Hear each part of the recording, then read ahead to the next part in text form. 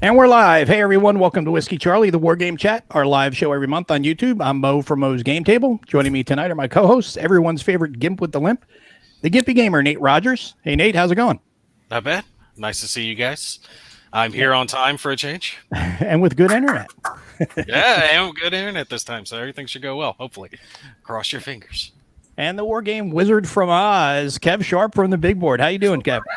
You come up with a new title every time. I love it. He's been working on it all week. Yeah. And tonight we're going to have a couple of special co-hosts as well. One of them has not joined us yet, but we do have one with us. Stuka Joe will be joining shortly, but say hello to Ardwolf himself, Gary Mengel. Thanks for joining us, Gary. How's it going, folks? Happy to be here. Glad to have you. And tonight's subject is going to be the Charles S. Roberts Awards, because finally we get him back after all these years. Yay! Which is great news. Fanfare. Now, well, that's the thing is, that is the Oscars essentially for wargaming. You have all these other awards. We just had the Golden Geeks for BGG recently, where war games do get a notice, kind of. Everything else is, the hobby side of things. But this is specifically about war games. Now, the thing about it is it's been gone for 8 years. So this has kind of been, put together, I think, a little quicker than normal.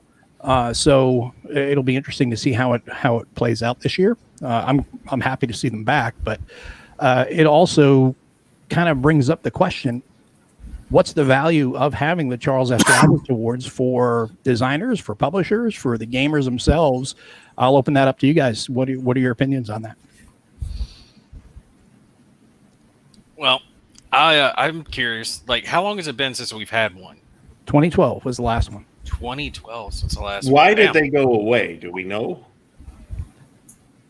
Not sure exactly. I think it was kind of one of those things where whoever was running it, I think it kind of stopped. It just kind of fell apart, so to speak. And then the guy who's running it now, he was talking to Roger McGowan about it, and he says, "Hey, when are we going to bring him back?" And he says, "Well, you want to run with it?" And so he did, and he's doing it this year for the first time. So it will be, like I said, interesting to see how everything works out. There's plenty of topics within the for the different awards in which we can go over and get everybody's feedback here as well as in the audience. But I think it's going to be pretty cool to have them back. Well, everything's got to have its own awards. I mean, hell, even porn has awards. So, I mean, why not wargaming? These are somewhat hairier awards, however, than those awards. What, I mean, we were Are talking you about saying you need the war games to be shaved, or I'm how just does that saying, work? you Preferably. keep track of your own business on your own time, and I'm happy with that. I'm going to go turn a light on. I'll be back in a second. It was cool looking over the list right before we got started, and I'm like looking at all the games that they've got down for 2019. I'm like, damn, I didn't even realize half of these games released. And I'm actively involved in the industry, every day. So if I can't keep track of it, I know most people can't. So at least if they've got an award thing going on, and people can look and say, okay, well, this was the best World War II game, or this was the best Napoleon game, or this was the best World War III potential game. It gives them a starting reference of where to go instead of trying to piece together a whole bunch of different reviewers, Like, Yeah, so one-stop shop. Worth pointing out is that when I first looked at this webpage, there was no list on it. It was just, Right. just a ballot. So I'm like, I don't know. I have to look stuff up on BGG or whatever to figure out what exactly came out in 2019. Now there's quite a large list, including a lot more stuff than I bought this year. That's for sure. Yeah. Well, I think a lot more than most of us bought. Well, I hope so. Right. Well, there's a lot of packs, right? If you look at BGG, there's lots of Warhammer packs and Warfighter packs, and lots of little things that kind of bog up that list. But there's a lot of games out for sure. And, but those aren't included on this, though. No, well, they're eligible, but if they was published in 2019, best expansion or supplement, that type of thing. Yeah. I think it's cool to have it as long as it represents all of the publishers. There've been, since 2012, how many new publishers have arisen and thrive, like Hollandspiel and the Thin Red Line Games and Vento Nuovo, and White Dog has become more popular now. There's a bunch of companies, and I just don't know. In the past, it seems like people weren't super happy with how it was done. I have no opinion. I got back into wargaming in 2011, and they ended 2012. So how long has Revolution been around? Revolution, quite a while, but I don't know exactly. I'm wondering if it's after 2012. That because it's been around. 8 years is a long time in the war game world. It's a long time. Yeah. I think Compass Games started right around that time. It might have been a couple years before that, but not too much. Mm-hmm. And they're kind of a big player now. And Nick brings up a good point. He says, how many who vote have actually played a majority of the new games every year? And, looking at this list, there's no way any of us have. That's the thing. No, that's again, we talk about it numerous times on the show about how the difference between hobby gaming and wargaming is, and there's a great example. I mean, how many times you're going to sit down and play any of these games that can take 4, 5, 6 hours to play, possibly longer, versus a 20-minute social deduction game. That's adorable. It's totally different games. 4 to 5, 6 hours could be a round in one of these games. Right. That's a turn. That's, in all seriousness, that's a turn for some of these games. Oh yeah. So, yeah. I mean, there's some of these that if I were to sit there and try to film it, I know I fall back on this one a lot, but when I filmed Thunder in the East, I think I did a 12-part series on that game, and I got through maybe 4 turns at most with 12 videos. There's just no way. I mean, war games just encompass a different scope. That was one of the things that got me into the hobby in the first place, was hearing that there was a game that you could play for 6 months and not be done. That's friggin' awesome. I wish I had that stuff when I was younger. Or your videos are pretty educational, though. So you spend a lot of time explaining, and I bet probably it doesn't take as long. I know it takes time to do the recordings, but it doesn't take as long to play it as it does for you to explain it. Because I know I have the same problem too. If I ever try to explain anything, which is fairly rare, but it takes a lot longer, right? And whereas Gary does a lot of live streaming and plays through, you get a lot of turns done, Gary. Yeah, well, we kind of have gone out of, not I want to say gone out of our way, but we have made a point to mostly pick stuff that plays relatively rapidly, or that is back and forth, and there's a lot of talking and that kind of stuff. Certainly, when we were playing live stuff, we would be playing things like OCS, where we would walk away for 2 or 3 hours sometimes, while the other guy did his movement. That makes for, I've come to the conclusion, by the way, that OCS makes for like the worst live play video I have ever seen. So I don't know how you do it, man. I could do it. 3 hexes. Yeah, exactly. It's just a lot of silence with pieces moving. Yeah. Well, the thing is like when I'm filming it, if I were trying to do that live, I would drive people crazy, because there's so many instances where I stop, I go back to the rule book, I'm looking something up, or go get a coffee, whatever the case may be. But there's that break in there. There's no way I could do a war game live. I would be so intent on trying to just fill the dead space that I'd drive myself hoarse trying to fill off. I mean, sometimes you just got to stop, let your voice rest for a few minutes before you keep going. I mean, more power to you for doing the live stream, but there's just no way I can do that.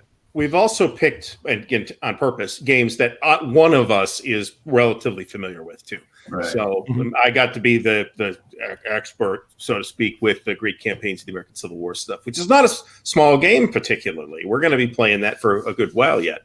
But it moves fairly fast. It's fairly watchable. And there has been some rules referencing. It hasn't been too bad.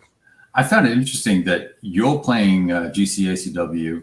I just started a GCACW, and I didn't know you were doing that. And then I know Kellendale, he's not doing GCACW, but he's doing some other American. Yeah, he's doing the Civil War campaign series from Clash of Arms, which I forget who the designer is on that, but it's a area movement, a lot of hidden information, really not particularly soloable type of thing.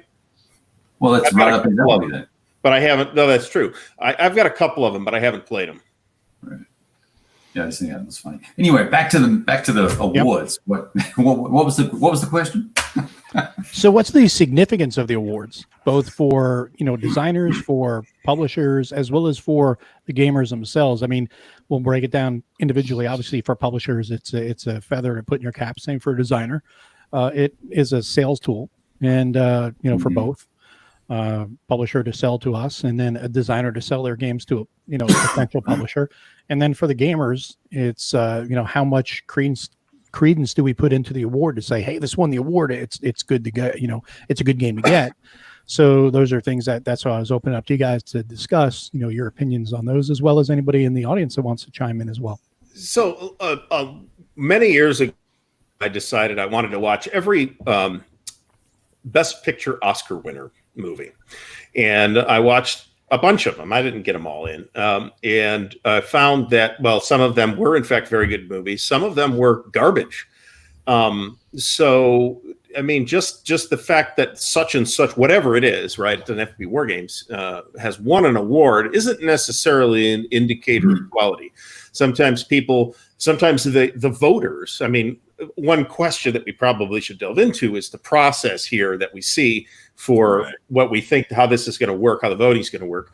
How does that voting work? Is it like open to the public type of voting, like, say, the People's Choice Awards? Or is it like an industry insiders collective like the Oscars?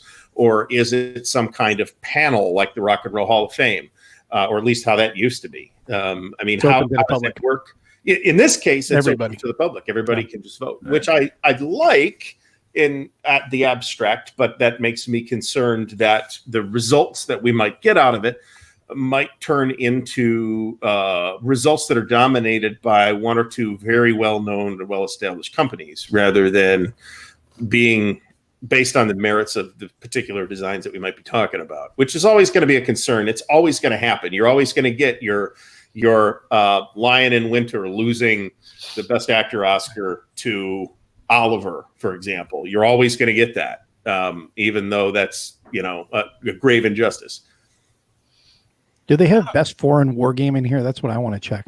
If they don't, if there's a missing category, it is coolest wargame company name, because I have a pick for that. That would be Europa Simulazione, which is an amazing name. Nice, but there's no category. I'm just. What about the Furore Technica or whatever they were called? Teutonicus, yeah. That's right up there. Yeah, that's true too. I don't know. I'd have to go with Lock and Load just because that's right up a Marine's alley. The words we love to hear most. Lock and Load. One-syllable words. Yes, something simple. Go along with our crayons. Exactly. I was just going to say, I have to have crayons with it. Easy to digest, just like crayons. Now, to go along with what Gary's talking about, though, the being open to the public, I almost think that is a needed aspect, because the wargaming industry is so small that if it was just industry insiders, like, you're almost voting for yourself at that point. There's so many people who are connected in one way, shape, form with another that to be kind of frank about it, I don't think that you would be able to be unbiased. You would have enough unbiased voices out there to really get an accurate picture, because I'm friendly, I know, with plenty of publishers and designers, and it would cause me to lean in their direction when I was voting, and I know plenty of you guys are as well. We all talk to each other. So opening it up to the public, it's going to open it up to people who don't know these people personally and don't have any bias in the stake, and they're just going to vote on what they like. That's the other side of that coin. What's that, Gary? That's the other side of the coin. Is you're not getting this like insiders, smoke-filled room type of situation. It is open to the public, but there's ways to split that up too. So if you had like a nomination process that was some kind of industry poll, and then a final voting process from among the nominees that was open to the public, or vice versa, that might be an interesting way to go about it as well. Yeah, I'm curious about some of the choices for the awards, and maybe that's just because of history. But the Milieu, there's East Front is almost its own category, right? There's so many East Front titles that are released, it almost deserves its own category. And once you start going down that path, there are lots of others that deserve categories, and yet then we have Best Postcard small format war game. There's some really odd categories there. Yeah, I played this postcard game 11 times. It's great. I'm totally unqualified to vote in that category. Yeah, said anyone ever. I don't know. Best magazine wargaming, so absolutely see that. But best cover art, that's cool. Best wargame rules. Now there's a subjective winner. I mean, they're all subjective. But gosh, Sure. Was it least word errors? I mean, there are some designers that would not even get one vote, right? Mm-hmm. Well, I like what Grumpy Gamer has up here. The best smelling war game needs a category. So would that or would not that be anything published by Blue Panther, Hollandspiel, White Dog Games? Wow. Yeah. No. One thing. Some people like those it. Games are a little bit smelly. I mean, maybe somebody's getting high off those That's whatever counter lamination process they're using, but they're a little stinky. Yeah, I know what you mean by that. By the way, now that game from Hollandspiel came in a week or two ago, the spaceship one. Damn, I can't remember. Escape from Hades. Escape from Hades. Yeah. So I was going over that, and I made sure when it came to cut the shrink and stick my nose in that box, get a good whiff of what you're talking about. And, yeah, that one caught me a little by surprise. I gotta admit, it has it'll stay with you. It'll stay with you for a while too. Don't open it up near your kids because they'll be walking around all loopy. Hey, Daddy. They'll be iron a kite. I mean, to be honest though, it is kind of nice to sense something a little different because every other box that you get, you open it up and it's that air straight from China. Little. Well, it's that fresh cardboard. It's that fresh cardboard smell. That does smell good, but I do like that idea. I think it's kind of neat. One of those goofy little awards. But now again, it goes back to, I think Gary touched on this a little bit before. Does it come down to a popularity contest, or is it actually quality, or is it, is it going to just be because everybody knows GMT or Compass or Lock and Load or whoever Academy? Everyone likes those games, especially GMT. They're going to lead in that regard, just for the most recognizable name. It's one and the same. You're not going to be popular if you're not putting out quality. Sure. I mean, that's a real simple way to look at it. You become popular as a publisher because people like what you put out. So in the long run, yes, absolutely true. If you have a reputation for slipshod work a la Fresno Gamers Association or whatever it was, you will be going away very soon, in all likelihood. Yeah, or if you're known for poor customer service, word like that gets around. That's seriously true. I mean, it does.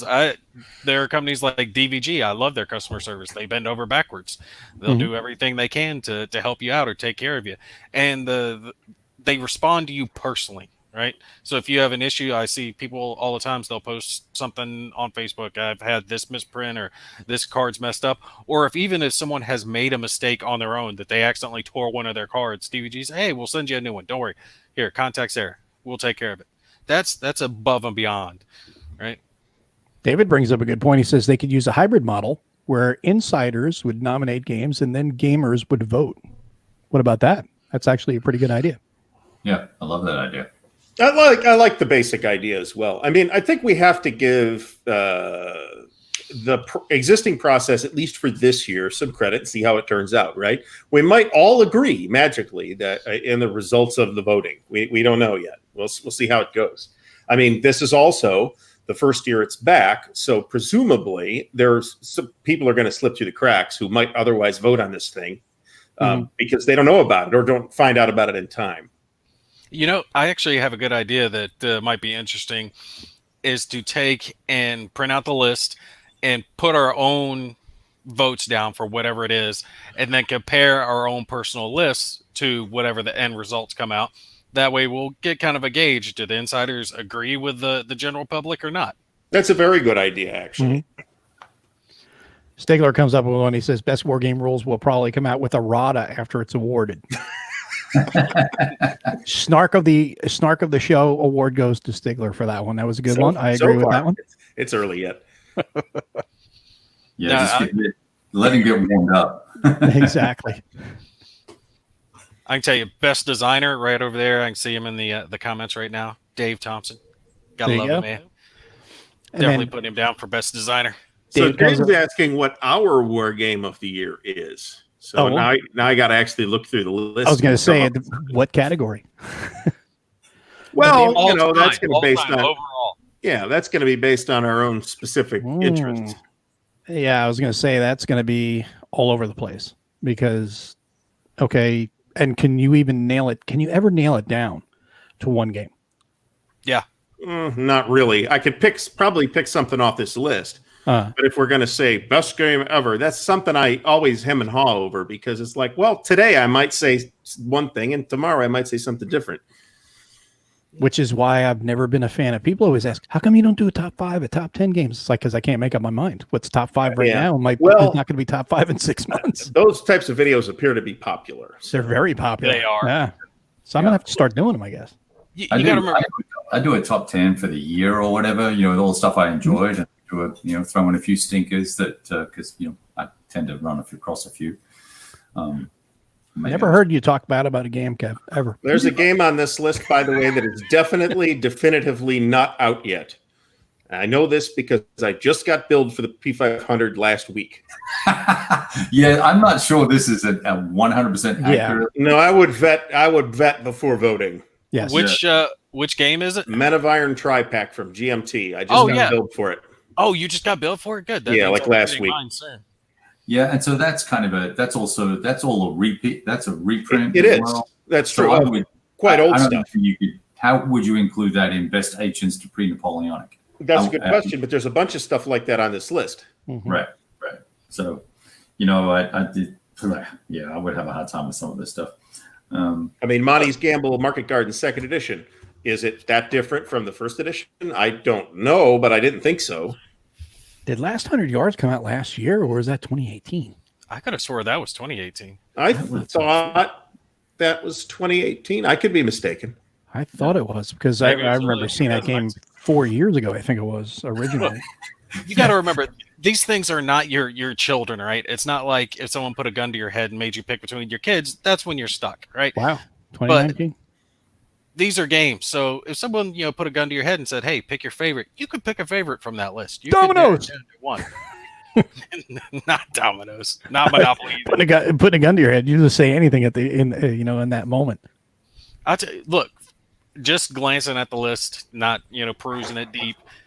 The two that stood out to me were Conflict of Heroes 3rd edition and World at War 85. I had a lot of interaction with both, so obviously I'm definitely going to lean in those directions, but those would definitely be my top two off the list right off the bat. Sure. Yep. World of War, obviously, I'm right on board with that. Myself, obviously, I think it's a fantastic game. I know Kevin's a real big fan of it, has been for years.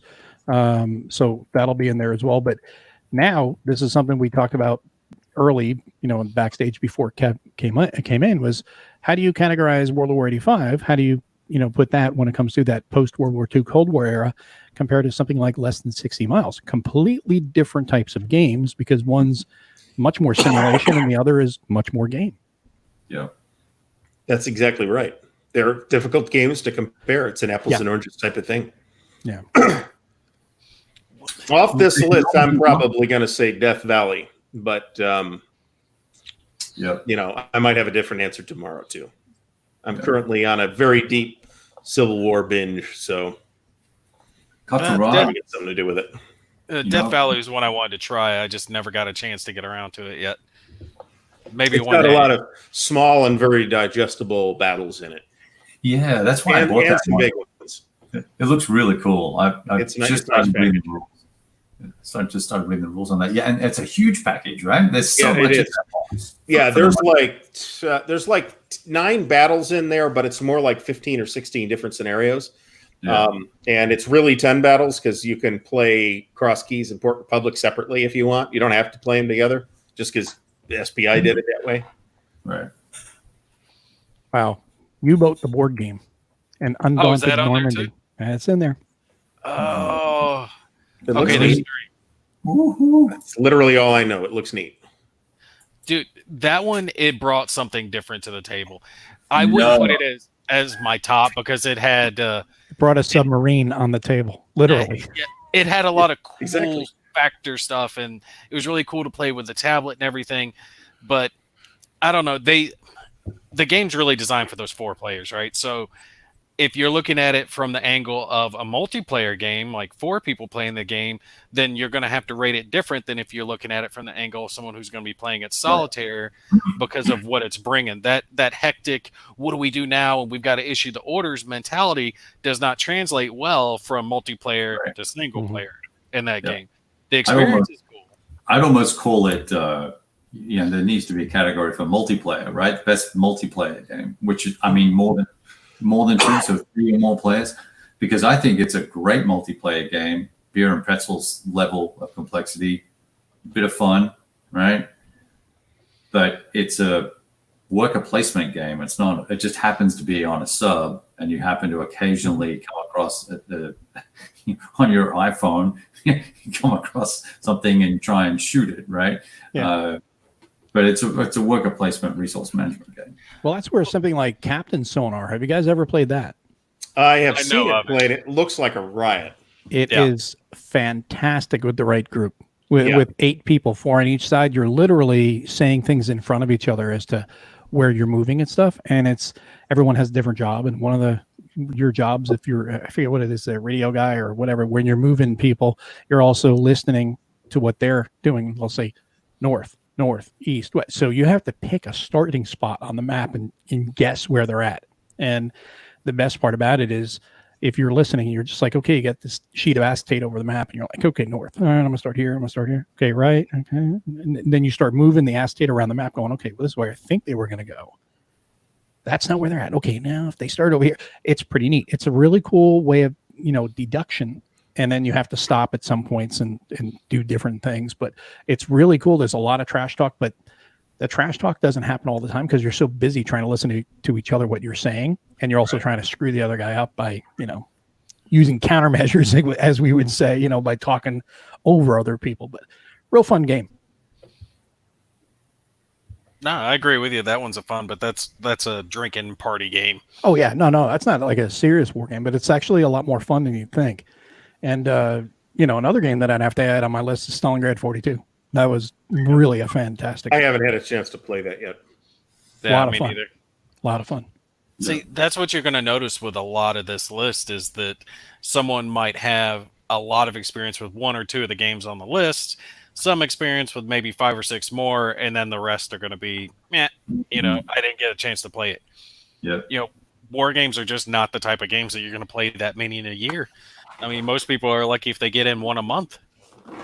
Crossing the Line, Aachen, 1944. That was a great game. Great reprint. That's a reprint. A little bit of a reimagination. I forget what it used to be called, but that was a pretty cool game. Crowbar, amazing. I haven't played that yet. Is that good? That's great. Yeah, I mean, it's a classic home and lot, man. Push your luck. Solo game with a co-op module, yada yada yada, all that good fun stuff, and fantastic production quality too. How is that in comparison to what is the name of it? The Magnificent. What is it? The Civil War game. Exactly like that game. It's exactly like that. Well, same system, right? Yeah. Okay. You got the dice and you roll to see, and then do you roll again or do you wait? Do you got to get pick? It's got to get to the line, right? Yeah. That's what you're talking about, right? Where you've got to get to the picket line or get to the. Yeah, you got to get across. It's Pickett's charge, and you got to get across the field. It's exactly the same system. Oh, okay. With modifications and allowances for World War II. You got to find the I'll get the caliber wrong. The 105 millimeter, 150 millimeter guns that were up on Point de Hoc, right? Mm-hmm. So 88s or. Try and find those 88s, whatever they were. You got to try and find those, and you got to try and find other bits and pieces and do things. There's like adventure in the game, but you got to land and then climb the cliff and then get going in magnificent style. Thank you, Dan River Rick. You got it right there in magnificent style. No, the reason why I was asking is because I know don't throw things. Well, you can throw things at me. It's just going to hit your screen anyway. I wasn't crazy about in magnificent style. Everyone was like, "Oh, this is so great! I got it," and I was like, "It just fell flat for me. I didn't connect with it for whatever reason." And I was like, "Okay," and then I ended up selling it. I wasn't impressed either. Really, but you like Crowbar? Well, I think it's the presentation. The presentation amazing. It's immersive. I think the board's almost too big, right? It's just one of those massive. It's kind of like flying pig. Yeah, right. So there's Big that. counters, big boards. but it does make it Big immersive. box. Big box, yeah, huge. So it has that going for it, but it's the same end game result. But I think there's more in it in terms of, because you do have to find the 88s and there's other artillery you've got to find as well, other types of artillery. Yeah. And then there's a full expansion for it where you get to play the Germans as well. So you get to play the other side. Nice. Anyway. No, that's a solitaire only, though, right? No, it's co-op as well. Oh, it is co-op. Yeah. Or you mean like cooperative or competitive? Like there's no competitive mode in the game is what I'm asking? I believe there's 3 modes, if I remember correctly. I only played it solo. So there's cooperative mode and solo, and I think there's an opposed mode, but I'm not sure. Okay. I heard a lot about the game. I just didn't actually get to play that one, so I was a little curious about it.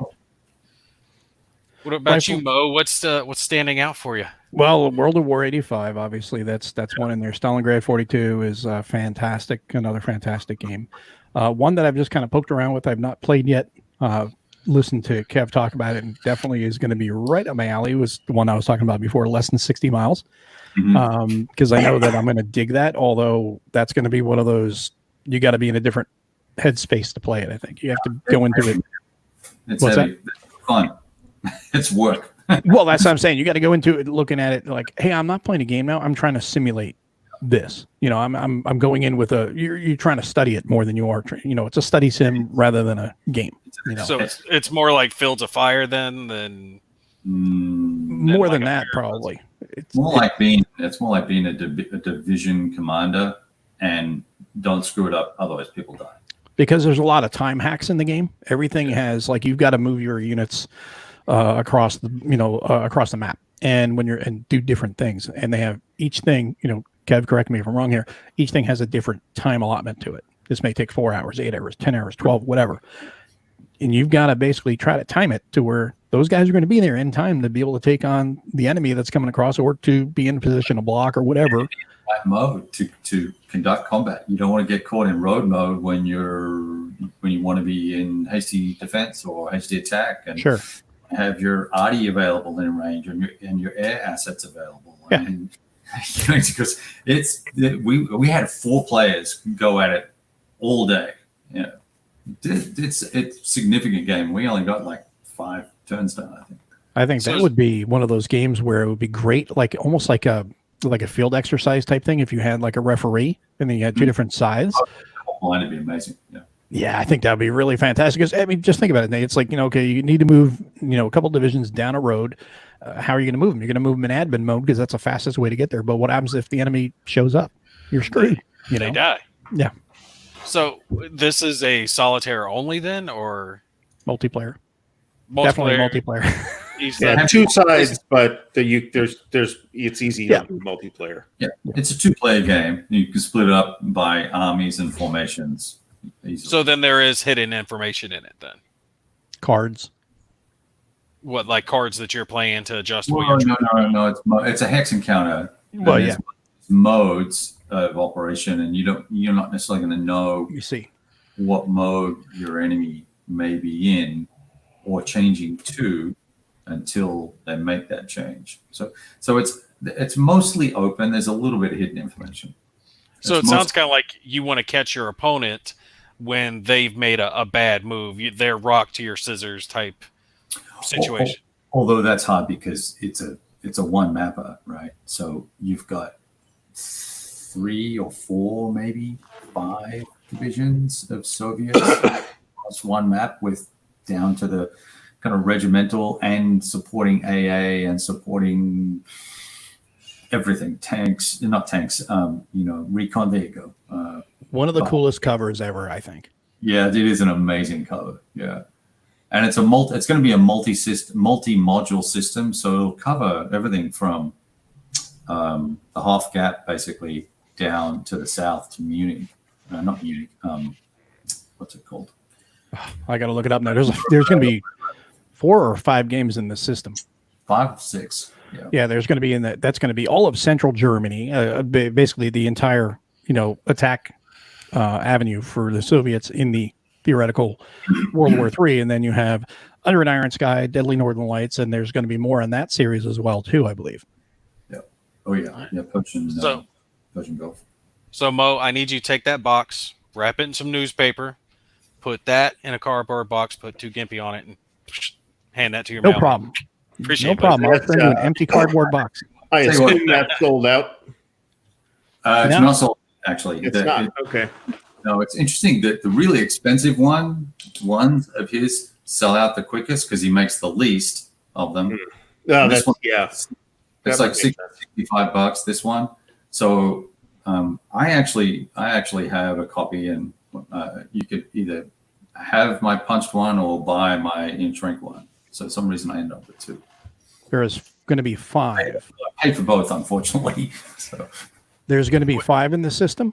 The first one is less than 60 miles. The second one is going to be Dogs of War. Third is going to be Festung Hamburg. Fourth is going to be In a Dark Wood. And then the fifth is going to be Bavarian Rhapsody. I love it. Yeah. He's having fun with it. It's cool. I'm going to have to try that one out. That's one of those ones where, I think it would be really good for Vassal because you're going to have to sit down and, especially if you can get with a couple of people that are going to, sit down and play it with like we started Jaws of Victory the other day or yesterday.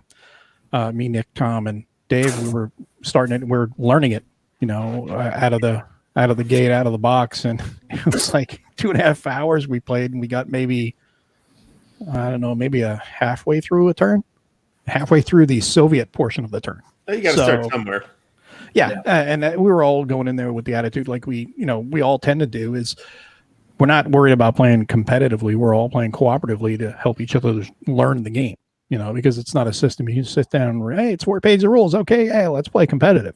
No, there's a lot more to it. And there's a lot of moving pieces. So you have to work together to learn that. And that goes back to, okay, how can we really get a good weighted opinion on all of these different games?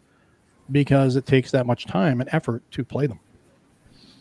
No, you're right about that. That's valid, actually. Do you really have an opinion after playing this monster for 6 hours or whatever when you know it's going to take 40 or 60 hours to finish it? I don't. I mean, I didn't. And sometimes I'll have done, I've done that, and my opinion has completely changed by the time we're done than it was at the beginning. Mm-hmm. So it's almost like, this is fun and cool, and then by the end of it, I'm like dreading going every week because it's drudgery to go in and manage 200 air counters every turn. Oh yeah, it's almost like watching the first 10 minutes of a movie and then trying to decide if you like the movie or not. Right. Really got to experience the whole thing. Yeah, or a book, or whatever the case may be. But sometimes, like with a book, just like with a war game, with a book, you start reading it and you see that the writing is terrible, or the structure of the way the book is laid out with its flow of chapters, or the characters are crap. You know it's a crappy book, and I'm not going to finish it because I only have so many hours left, right, in my life. So off she goes. Bye champion, and you pull out the next book or the next game. And I think a lot of games can be assessed in that mode if they're bad enough, right? Or if they're just not to your taste. You buy something that's not in your taste and you go, oh, next. And that happens. Yeah, sure. I've had some that I was convinced I was going to like, and it was going to be one of my favorites. And it wasn't until after I actually got it to the table and set up and started playing it that I was like, oh yeah, this isn't as good as I wanted it to be. And it was between that, like the components themselves were great. The cards were great. It was the actual structure of the rule book and the way everything was laid out that just crushed it for me. I'm not going to hate on them because I don't want to hate on anyone specifically in this, but that game just did not get reviewed well by me at all. But it looked good. It looked good in the box. It looked good coming out of the box. It just played badly once it was on the table. David is talking about our game yesterday. He says it was a turn where we did not even have to move because the Soviets were already right next to the Germans. So we were just initiating combat, barrages in combat. There was no movement at that point. We haven't even done. There was some breakthrough stuff, but we hadn't even really followed up on that yet. But that first turn's a beastie, though, right? It Especially is. on the right-hand side of the map. especially Tom, he's like, no, let's go right into the campaign. Dude, there are scenarios, That's actually a good point too. I mean, sometimes the first turn takes way longer than every other turn, even if you do know what you're doing. I mean, we've done that with OCS where we spent 8 hours on turn 1 of Guderian Blitzkrieg 2 between both sides, right? And then that's completely atypical. We would spend like a quarter or a half of that time at worst on any other night. But that first turn, you better get it off. You better get what you're doing to go off correctly. Well, not to mention how many games have special rules or a buttload of special rules for the first turn. You got enemy action Ardennes. The first turn of the game has all these special rules that only apply to the first turn. Thunder in the East, same way, has a bunch of Blitzkrieg rules that only apply to the very first turn. Sorry, I was interrupting you, Kev. No, I was just asking you, how big's a buttload? Well, I would think more than like 1 or 2. I mean, what's enemy action Ardennes has something like 4 or 5, 6 maybe special rules that apply to the first turn. Right. Has to do with the Germans having the roadblock going on, so you can't move this, and the bridges are blocked, and all this crap that they're trying to account for. And the same thing, so many games start at Blitzkrieg if they're Eastern Front, so they've got these special rules to account for the fact that they're committing lightning warfare during this turn, but after that, the rest of the combat's going to be different. Sure. It's kind of like Dark Valley. You know how they've got there's a lot of stuff that happens in the first couple turns. And, that's where some people have kind of said it's scripted, to a point. It's like games have to be, especially when you're doing anything historical. Otherwise it's not. Then it goes off the rails. People complain. So exactly. You have to script it to a degree. You have to keep it within a certain, hey, you got to stay in these lanes. And then after that, then you can go ahead. Otherwise, you have Cataclysm. It's like, here's your sandbox, go play. That's just a different kind of game. I mean, that's fine.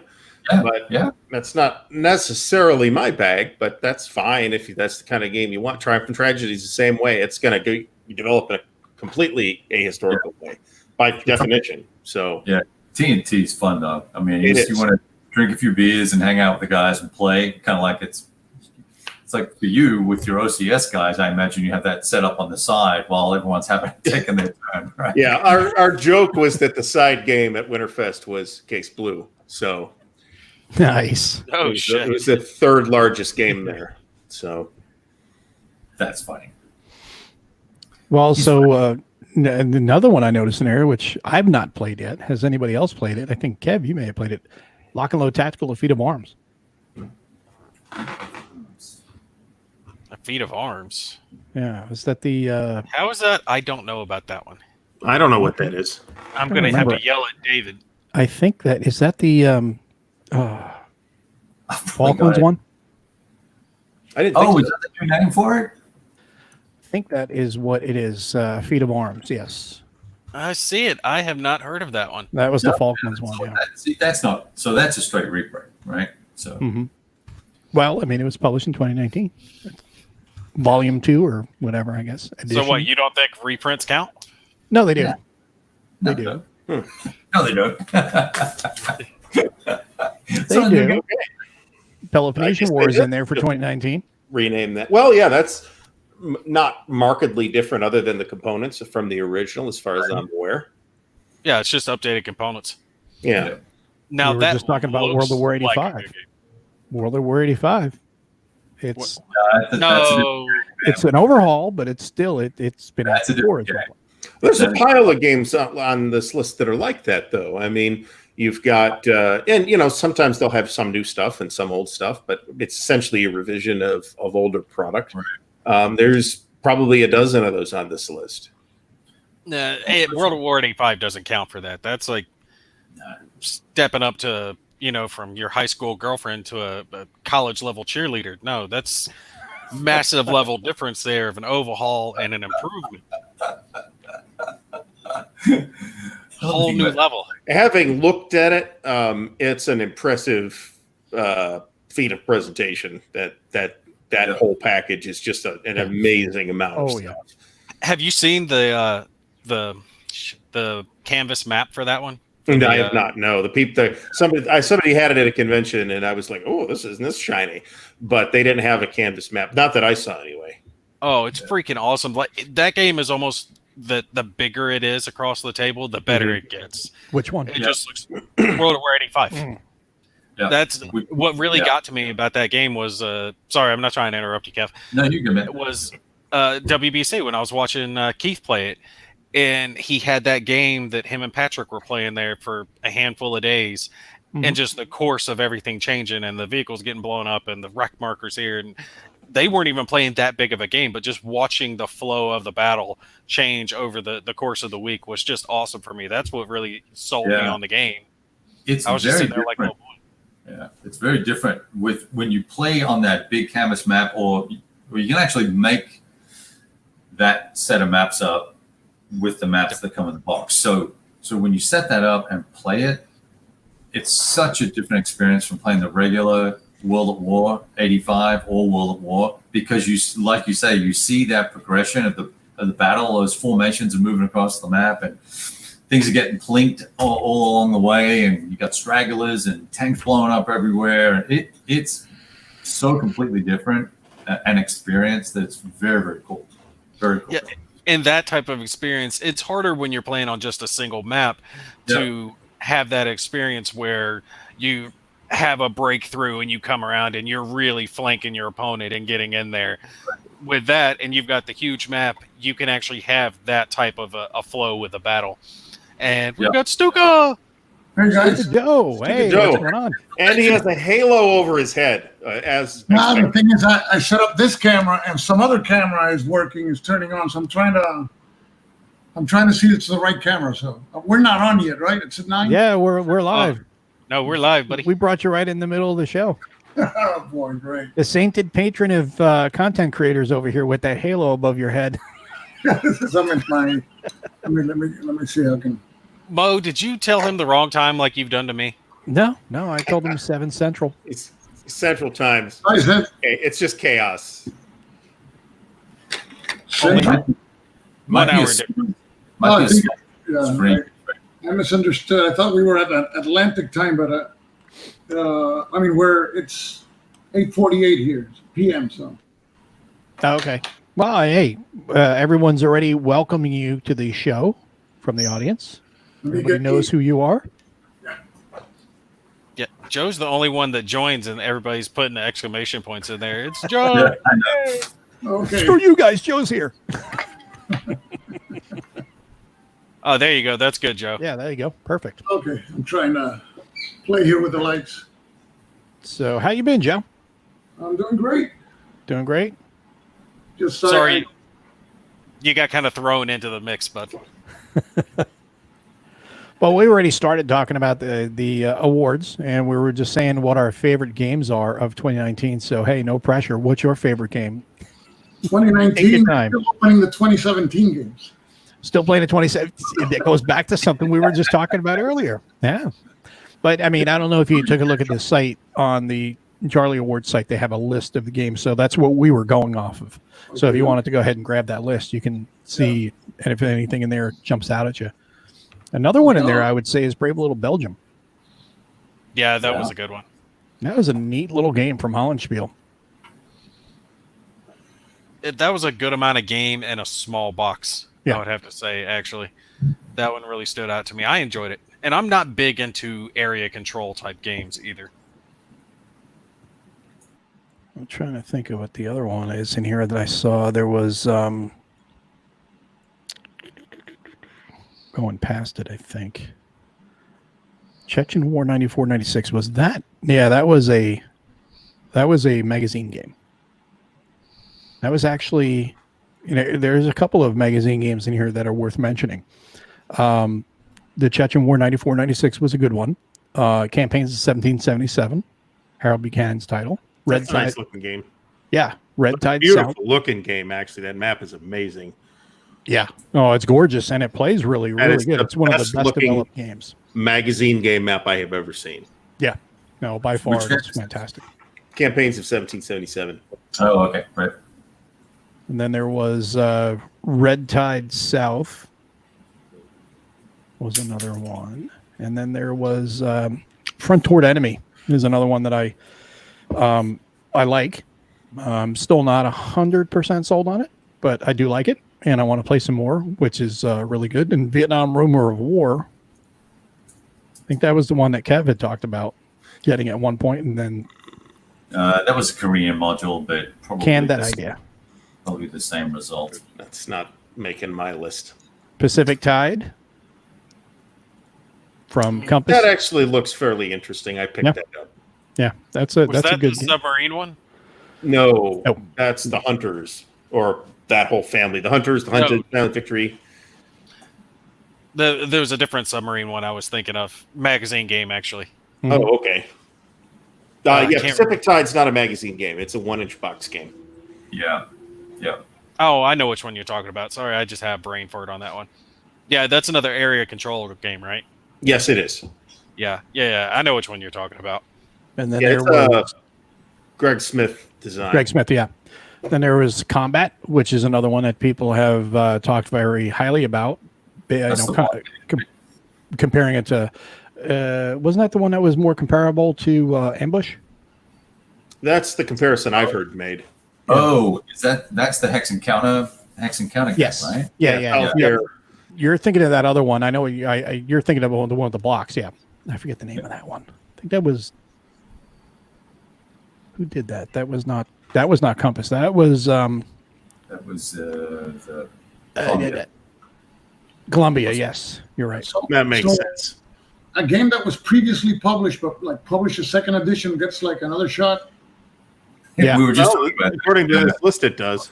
Here's my vote: Crusading Revolution.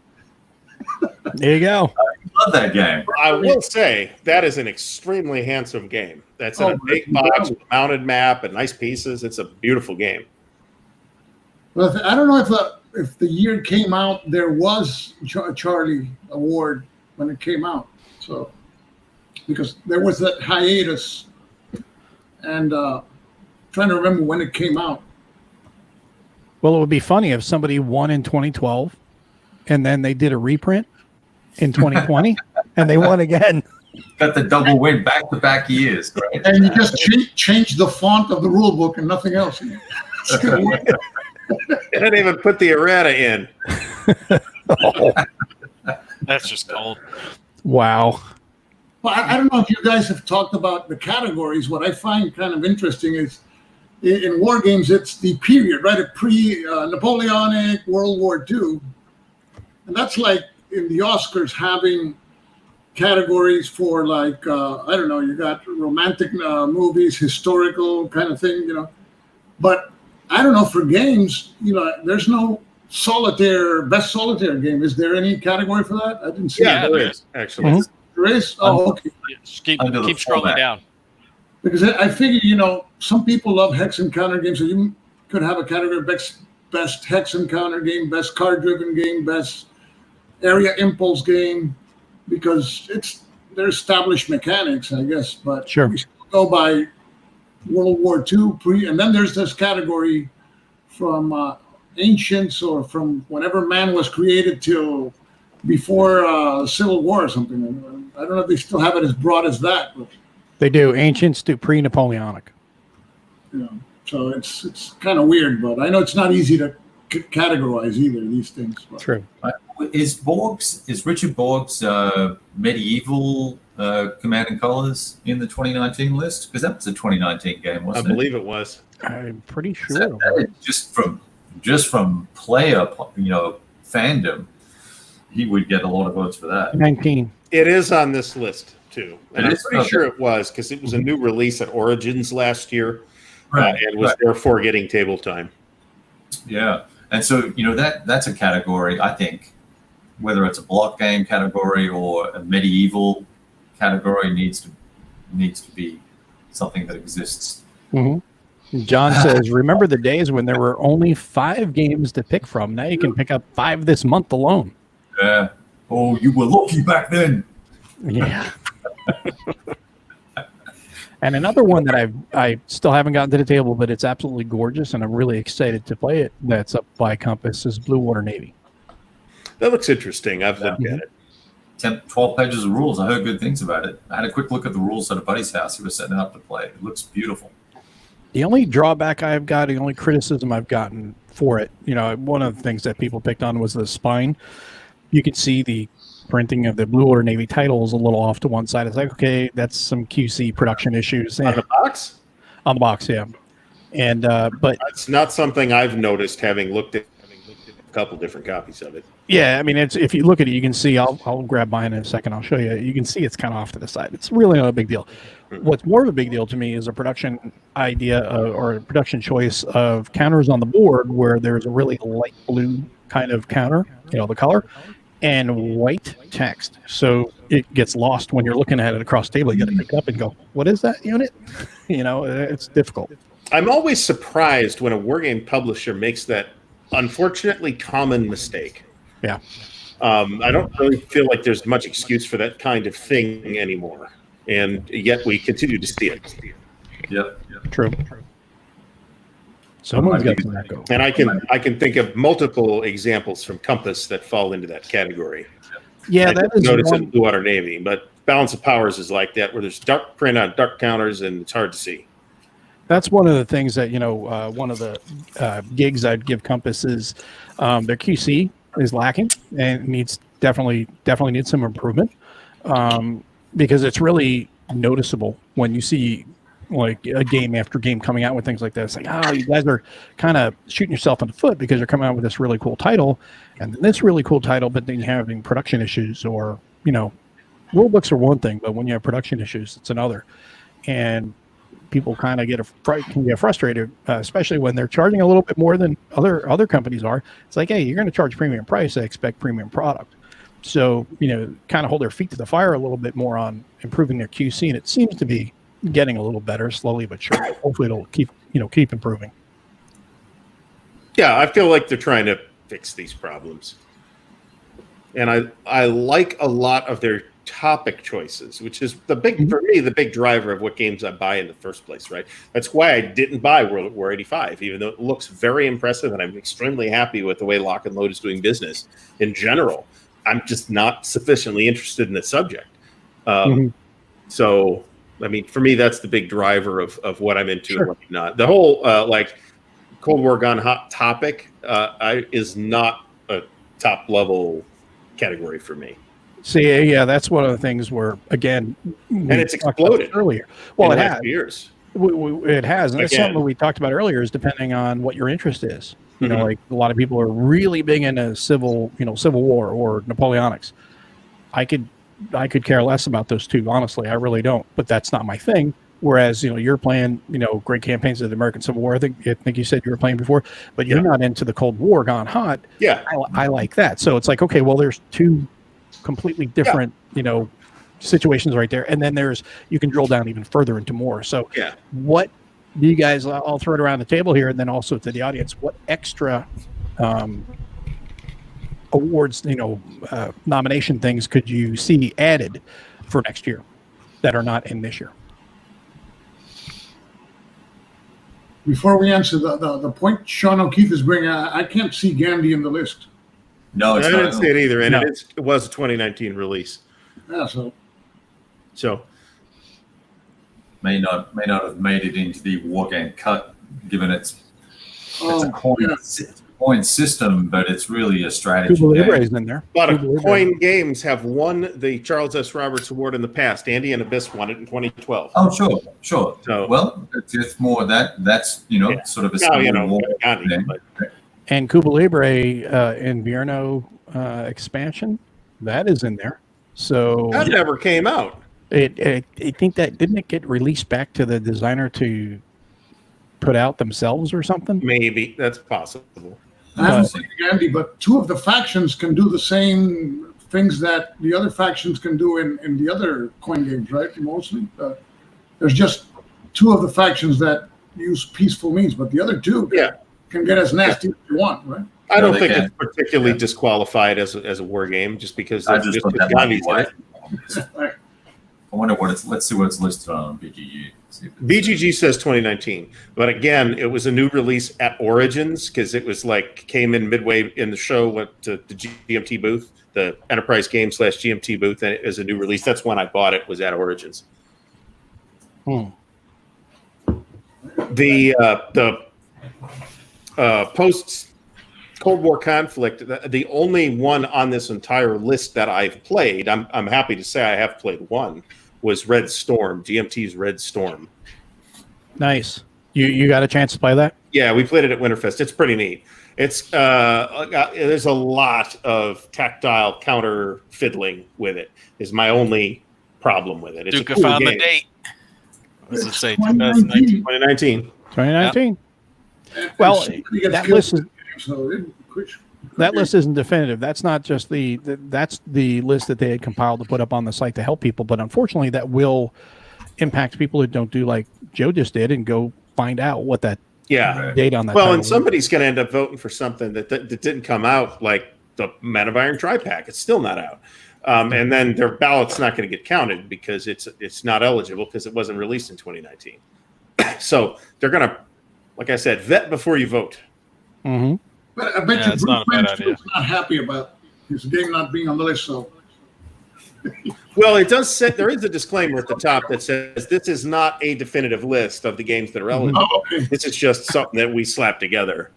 okay. And Gandhi is classified as a war game in the modern genre. So there you go. It'll probably take the title if enough people vote for it. Yeah, it could actually win. Gandhi could win a war game Yeah. title. Win the war game title, Modern Warfare. The best one. He would be appalled. Yeah.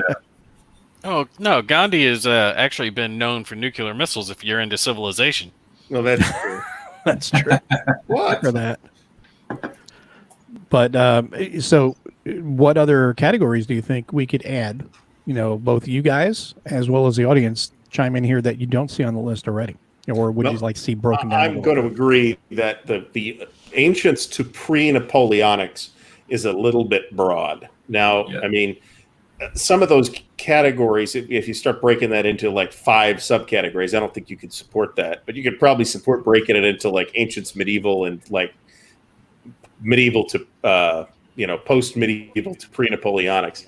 But then what came out for that period. This campaigns of 1776, right, would fall into that because it's American Revolution. But you might end up with categories where there's hardly anything that got released, right?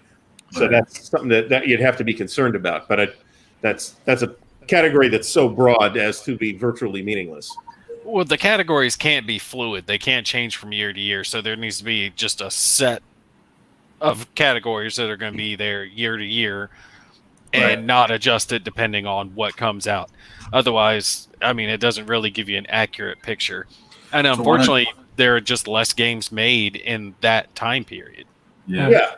And there's, what can you do about it? You can't really do anything about that. And looking at the historical article on Wikipedia about the Charlie Awards, it looks like these are essentially the same categories that we had back in 2012. And there was, there were some changes over the course of the lifetime of the awards to the list of categories, but they're, most of what we see on here is the same as what we see on the ballot today. Well, you got your Napoleonic era board war game next. Then after that, you have kind of another similar situation where it goes post-Napoleonic to pre-World War II era board war game. Okay, where are you going from post-Napoleon era wars through the American Civil War, World War I, and every other conflict in between before you get to World War II? That's a giant. Well, and there have been times in the history of the hobby where there were very few World War I games released, but that's not really the case anymore either. So we've seen a renaissance of World War I titles. I think attributable to Paths of Glory, but feel free to disagree about that. Why not just use the board game geek categories? They have a set of delineated periods on the website, and if there's not a game in the era, or there's less than, you just say if there's less than 3, we're not going to do it that year or something. I don't know. It's got to be. I It's just a pity. Ancients to pre-Napoleonic. It's so broad. So broad. And like I said before, I don't see why you wouldn't have an East Front World War II category just because there's 20 games a year released on that topic, right? Yeah, handily. Well, I mean, you could break down World War II into the East Front, the Western Front, the Pacific, the Atlantic Ocean conflict there. I mean, there's so many different areas you could break it out. The Africa campaign.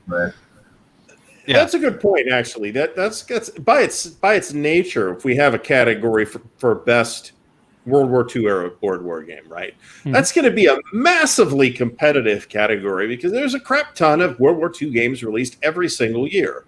There's quite a few American Civil War games that get released every year. There's quite a few Napoleonic games every year. There's kind of a popular time period. Exactly. So there's going to be a crap load of competition for some of these categories and much less competition for some of the other ones. Yeah. And if you have like a BGG type of voting, it might be Blitzkrieg that wins it. Ooh, yeah. And that looks neat, actually. I'd like to try it. It does, but you can't compare it. Yeah, I mean. But you can even break it down even further, not just into, eras, theaters. Areas. Or, the areas, the theaters of World War II, but you can also break it down into operational, strategic, tactical, things like that. You can break it down even further because somebody may like this tactical game over here, but somebody likes this operational game. And how can you compare the two? Because, OCS and a tactical game, two completely different beasts. Yeah, but all you're voting for is which one you like better. Exactly. Which is fine, but... Yeah. But I mean, how deep do you want to drill down into it also? Yeah. That's the other thing. Yeah, you could get into area control. You can get into hex and counter. Yep. You could get into chip pull. You can get into card driven. You could break that down, especially in the World War II category, into probably 100 categories if you really wanted to. So we are totally restructuring the Charlie Awards tonight. Call it the Whiskey Charlie Awards. There you go, the Whiskey Charlie Awards. I've been wondering for a long time what happened to the Charles S. Roberts Awards, and I think, like we had talked about before, I think they just organizationally just fell apart and didn't get set back up, and now they're back, and I'm very happy to see that they're back, and I'm very curious to see how not only the results turn out this year, but how the whole project evolves moving forward. Now, I might have missed this earlier, but is it the same group of people running it now that was running it previously? No. It's a new guy running it. Is it just someone who said, "Hey, I'm gonna just pick this up and run with it"? And I think he talked to some people before making the announcement, but he talked with Roger McGowan about it, and Roger says, "Hey, why don't you run with it if you want to bring it back?" And that's essentially the real thumbnail sketch on it. But John brings up one here, Barbarossa. Barbarossa. Slowly, I turned inch by inch. Niagara Falls. It's like Barbarossa is one that could be its own subject altogether. Because how many games are put out on Barbarossa? The Bulge. We got 5 games. Like that. Yeah. Yeah, it's the worst aspect of World War II, but so many people just seem to be fixated on it. Pacific Theater is the best. Pacific Theater is the best. Pacific Theater is Pacific Theater is the hardest to model, though. It's and that's very why difficult. It's I think part of the reason why it's neglected. Mm-hmm. Which is why only true connoisseurs love that theater and try to model that theater. Here, I'm gonna, and this is coming from me, Nate. All right, I'm gonna design like that's some type of excuse. I'm gonna design a Pacific War game right now. We're gonna design it right here on Whiskey Charlie. Take a piece of board, put a couple nails in it, and kind of just tap them in a little bit. Take a hammer, bam, bam, bam, bam, bam. There you go. That's your Pacific War game. It literally is that. You are going to go in there and you're going to smash the Japanese who are not going to get out. They're going to die in place. The Marines have to go in. They've got to root them out. You want to have a really good Pacific War game. You really need to either have it at the operational level or at the tactical level. In between, it gets it's not as good. It has to get. You have to. When I say tactical, I mean you have to go man-to-man level for it to be really. It's a narrative. Empire of the Sun. Sorry. What's that? Well, Empire of the Sun. Yeah, that's the big scope. But I mean, when it comes to for you to go deeper into it to be enjoyable, you got to go down to man-to-man level to really get the narrative. Squad platoon stuff can work, right? But still.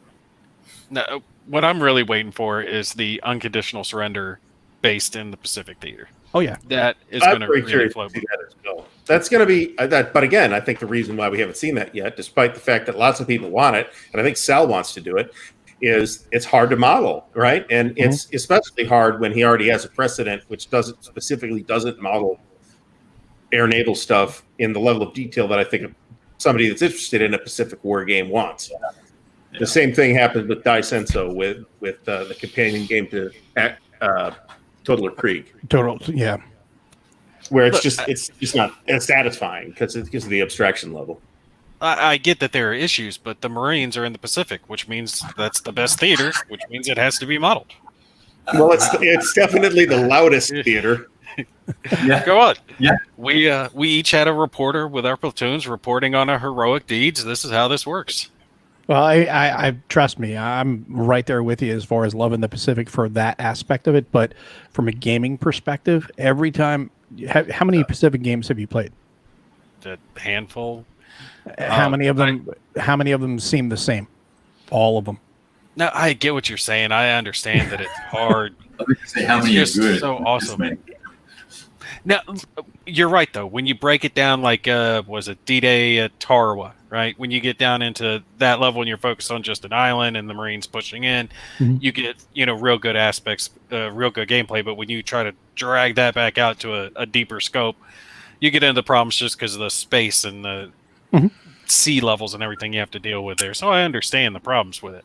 Yeah, you have a rock and you've got... job, right? Yeah, true. It's still worth it. Then we have the best post-World War II, Cold War, and hypothetical era board war game, which could also, again, be broken down into further subjects because Cold War, Korea, Vietnam, those were all, conflicts within the Cold War. Category. But it's a big category. You had, Dien Bien Phu, for example, with the French Indochina War. There's all these different parts that you can break down further into other categories as well. Thai Bomber's got 47 titles just in hypothetical. What if? This year. Thai What If Bomba. That is his middle name. There's nukes and I'll all. tell you, the sci-fi category, I don't think, is there one? Maybe? I know of one. Yeah, I could think of one off the top of my head. Space Infantry. Oh, two then, off the top of my head. What's the other one? For What Remains. That's a Oh, sci-fi yeah, title? for What Remains, yeah. Okay. Yeah. Yeah, sci-fi title. What about, didn't Flying Pig do some, maybe that's one of the ones we're talking Night about. of Did Man?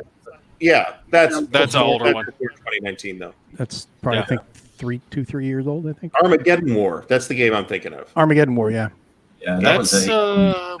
World War III, right? Oh, yeah. that was Okay. 19. Isn't that even World War IV? No. It wasn't World War IV, wasn't it? I'm trying to remember now. Let's look it up. Still, To can the you remember? Cloud. Armageddon War. I can pull it. I got it around somewhere. I got it in the closet. I just don't feel like digging it out right now. Platoon Gotta level be. combat in the end war. In the End War, okay. That sounds sci-fi like to me. I don't know. Yeah, it's pretty much not though, unfortunately. And It's kind of like that an is Abrams on the front of it, I think. 2018. It says set in the near future, Near 20 future, okay. whatever that means. I think it's a Merkava on the front, or supposed to be a Merkava. What category would that be? Do they have present day? I think that would be post-World War II, Cold War, and hypothetical era board war game, I suppose.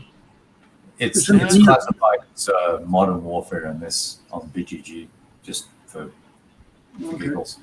Mm-hmm. Yeah, So- that would have to be modern or futuristic then, or Yeah. sci-fi. Yeah. Well, sci-fi, I mean, can you guys think of anything else sci-fi wise? No, it's Escape from Hades. Yeah, I really can't actually. The Colossus game? That was last year, wasn't it? What was that called? 50-foot Colossus. 50-foot. Escape from Hades is also 2019. Yeah. Yeah, I don't see that. Yeah. 50-foot Escape from Hades. Colossi was 2018. Okay, so it's just before. Yeah. Yeah, the Escape from Hades, like I said, I just got that one from Hollandspiel, Mhm. so they should definitely be added to the list. So yeah, there's a handful of sci-fi up there. Unfortunately, there was that one that was going to be released by DVG and ended up getting canceled. The mech game Valkyrie. Mhm. I don't know if Is you that the guys know which miniature one. thing? Yeah. It was a hex-based miniatures game that had mechs and tanks and artillery, infantry, and recon vehicles. And I really liked the game, and I liked where they were heading with it, but evidently there just wasn't as much interest in the wargaming community. I think too many people are used to DVG doing Napoleonic, World War II, modern type stuff, so when they tried to step outside of that, they just didn't get as warm a reception. For What Remains was the same way. So let's see, who is asking that question? There was a question here, is Ardennes 2024 sci-fi or hypothetical? And that is hypothetical, Matt. It is by Tactia Strategia, and it is an alternative history game in which German attack on Western Europe takes place not in 1940, but in 2024. And believe it or not, it is not a tie bomb design because it had alternative history there. Right, right. He loves his alternate history. I thought that was done by Compass Games. No, that one is a foreign... That's a Polish company. Polish company, yeah.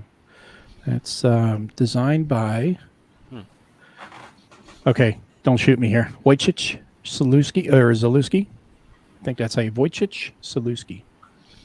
Or Zalewski, one of the two. I may have butchered that. And I apologize. But... I had it in my head they had another... had a sequel planned for Enemy Action Ardennes. They did. Kharkov. Kharkov. Yeah, that's coming out. Kharkov. Enemy Action Kharkov.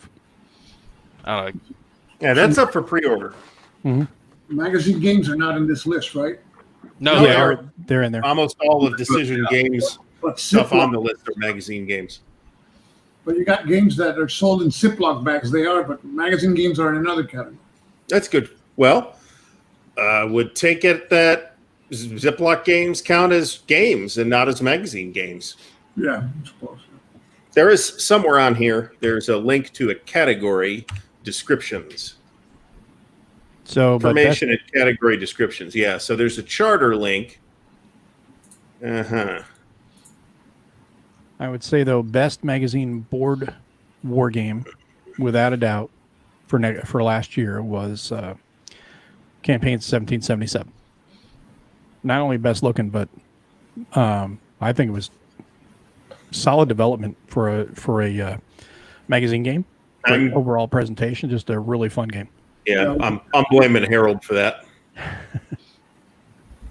The only other magazine game I think I have from 2019 is The Dragon Engulfed the Sun, which is a hypothetical near future China against Japan type of thing, which looks neat, but I haven't really done anything with it.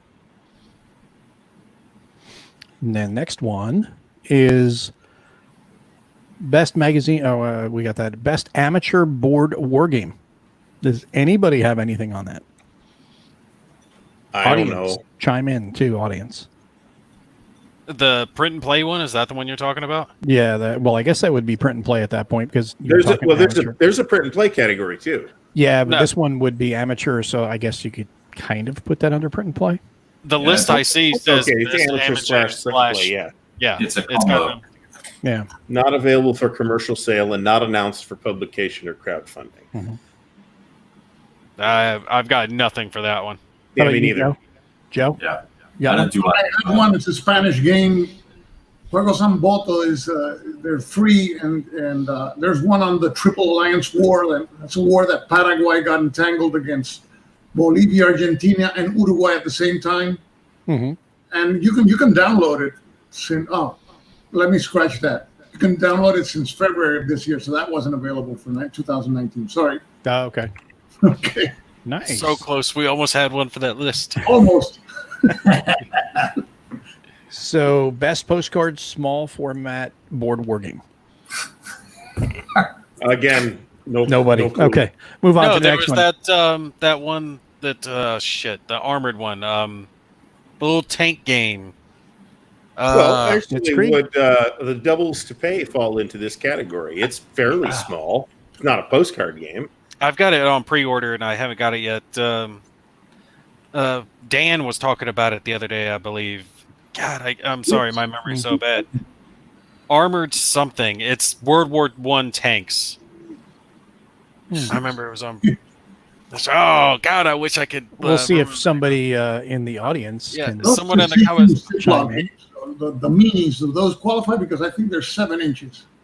I don't think they qualify. Is it 6 and 1/8 of an inch? No, it's not ogre there, Stigler.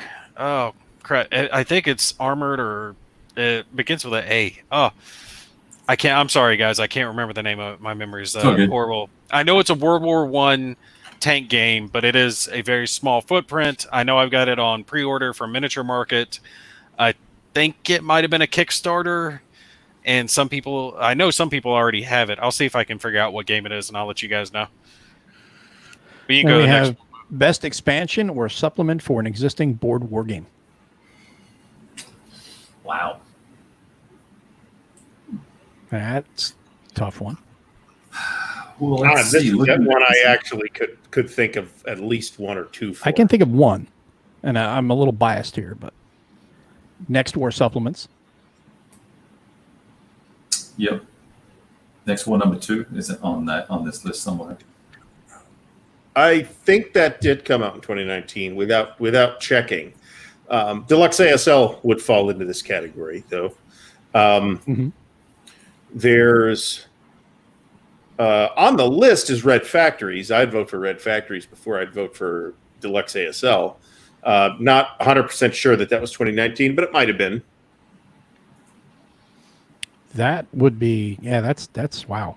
It's funny because it says expansion or supplement. That's definitely an expansion. Red Factories. Yeah. It's actually a large expansion that's the size of several smaller games put together. But exactly. Then we have best board map graphics, which have really improved considerably over the last several years, especially. Or if you're trying to be non-biased, you would say have changed.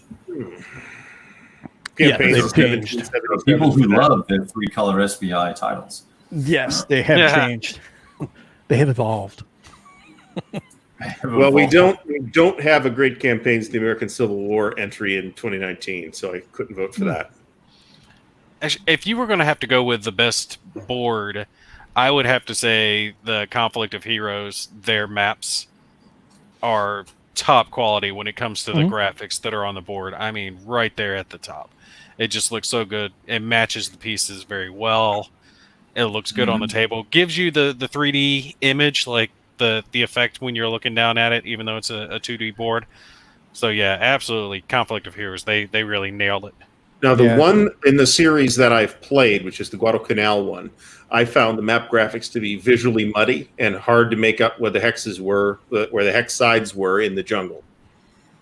Now I could see that in Guadalcanal because of the colors. Now that may not apply to the other games in the series. See the other ones, Armored Bear and Awakening the Bear and Storms of Steel were set in the eastern front, or the eastern and western front. So there's a lot more green to it that stands out, the trees, the buildings, things like that. I could see how like the sand and the palm trees and that type of color would kind of bleed together, though. So I think Crowbar was an amazing map. And I also think, as I look at this list, I would say 2 other games that struck me were, Death Valley is in here. Those are very attractive maps. They're very attractive. Worst maps. And highly functional at the same time. Yes, yeah. Worst maps would be Panzer. Oh, we're talking about best, sorry. And then, I think Stalingrad 42, actually, when you look at that laid out, it's extremely functional without being oversaturated. That's absolutely, I absolutely agree. Hey, time out. I finally remembered. My dumbass finally remembered. Pocket land ships. Oh, we talked about that 3 weeks ago. You're just that doesn't start with an A. I had it in my mind. It was armored something. I'm telling you, my brain doesn't work. But yeah, pocket land ships. That should fit in the postcard sized, right? Okay. So yes, we do have one for the category. God, it only took me half an hour. Napoleonic Cooperative. That's beautiful. That is a beautiful map. Yeah, those maps, that whole sequence of games has very attractive components. Yeah. Counters and maps. Have you seen them, Stuka?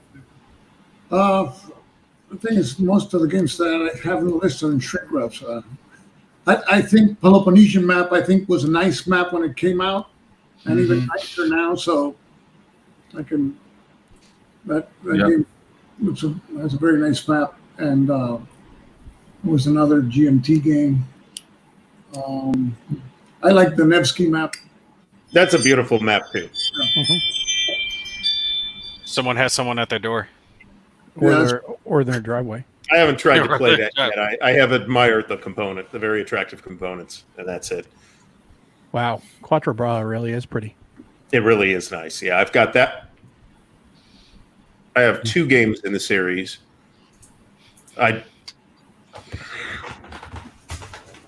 He's got to turn around and look. Damn, I got to turn around and check. If you guys had to put a number on the percentage of your games that you've actually played, like let's say your collection's 100%, have you played 50%, 60%? So that's an interesting question because I think the stereotypical answer is to say it's like 5 or 10% or some small percentage. However, personally, I don't collect. Right, I buy games that I plan to play, and sometimes I change my mind, but I buy games because I plan to play them. If we count series as like single games, so if we count all my OCS games, for example, as one game, then I've played a surprisingly large number of my games, probably well over 50%. Yeah, I'm closer to 50% than I am to 40%. I feel bad then. I'm closer to like 30 or 40%. I'm pleading the fifth. Yeah. When I do a video, people assume, oh, he played the game. Not really. I mean, sometimes I do a video just on the example of playbook or something like that, and that's it. Joe, I'm having bookcase envy. Joe, I'm having bookcase envy. Look behind me, and then look behind you. I feel small. Hey man, we're not. This isn't a collection measuring contest, guys. Come on. Do I have to turn the light back on and shine it up there? You're doing all right too. Look at you. I'm doing all right. Joe, I like having one little bookcase back here. I got one bookcase there, another one over there, another one out there, a closet over here. There's a significant virtue in that, actually, of having a compact collection of games that you play regularly rather than having a million games that you play once. Well, that's the thing. I've got them kind of. I have a million games that I sometimes play once. Look, if you combine them all into one location, then your wife's going to know exactly how much you have, and it's going to look too big. That's why you've got to spread it out. I have a solution to that problem. Divorce. Divorce. That's not a good solution. Then she really does take half. But she'll let you have the games. Yeah, in exchange for the house. That is not a good where do you put the games? Sounds like a fair deal, man. Patrick says, "Hey, Stuka Joe, saw the Simon Bolivar game on your channel. How was it? Interested in the subject. Hated the map art in that one though." Yeah, well, it was playtest quality, the graphics, but it's a card-driven game on the South American Wars of Independence, specifically the part from Ecuador south. They're going to make another one for Simón Bolívar in the north. This one actually covers the Argentines and the Chileans. I like the topic a lot. I think it's promising. I think it needed a little bit, maybe a little bit more polishing with the rules. Like everything, the rules when you look at these prototypes, the rules tend to be shorter than when they come out. But I think I like the combination of the historical period, and I like the CDG mechanic for it. I'm a little biased in favor of CDG, so I think it's going to be good. And it's history that nobody knows really about it. The South Americans have fought against each other a ton of times, and now they're starting to make games about it, and it's really, really interesting. Well, that's, again, it goes back to, we've talked about this before too, why we play war games, the interest in the history. And it's like, you look at it, the first thing that's going to catch your eye, obviously, is a good cover. You have a compelling cover, more people are going to go over, pick that box up, turn it around and read about it. And they say, hey, this sounds interesting. I've never, the two big things that when it comes to hands-on is the cover, get your attention to go over, pick up the box, turn it around. Then the back of the box really will sell you on the game or not. right away. And you'll say, wow, this sounds interesting. I know nothing about it. I'm going to pick this up because I want to learn about it, and you can, learn quite a bit of history about subjects you knew nothing about just because you play a game. No, And that's happened to me too. That's how I got into American Civil War. Actually, I was totally disinterested in American Civil War, and then I played For the People. Thanks, Mark Herman. And now I got a whole library of books and games on the subject. I think all it takes is one good game. No, you're right, and I think Mo, you're on point with the box cover.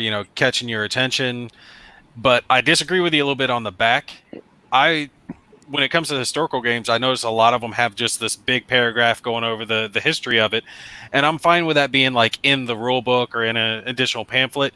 But I would almost rather be more pictures, more just something that can quickly grasp my attention on the back than something I've got to turn around and read, because when they're trying to like sell a true that Marine.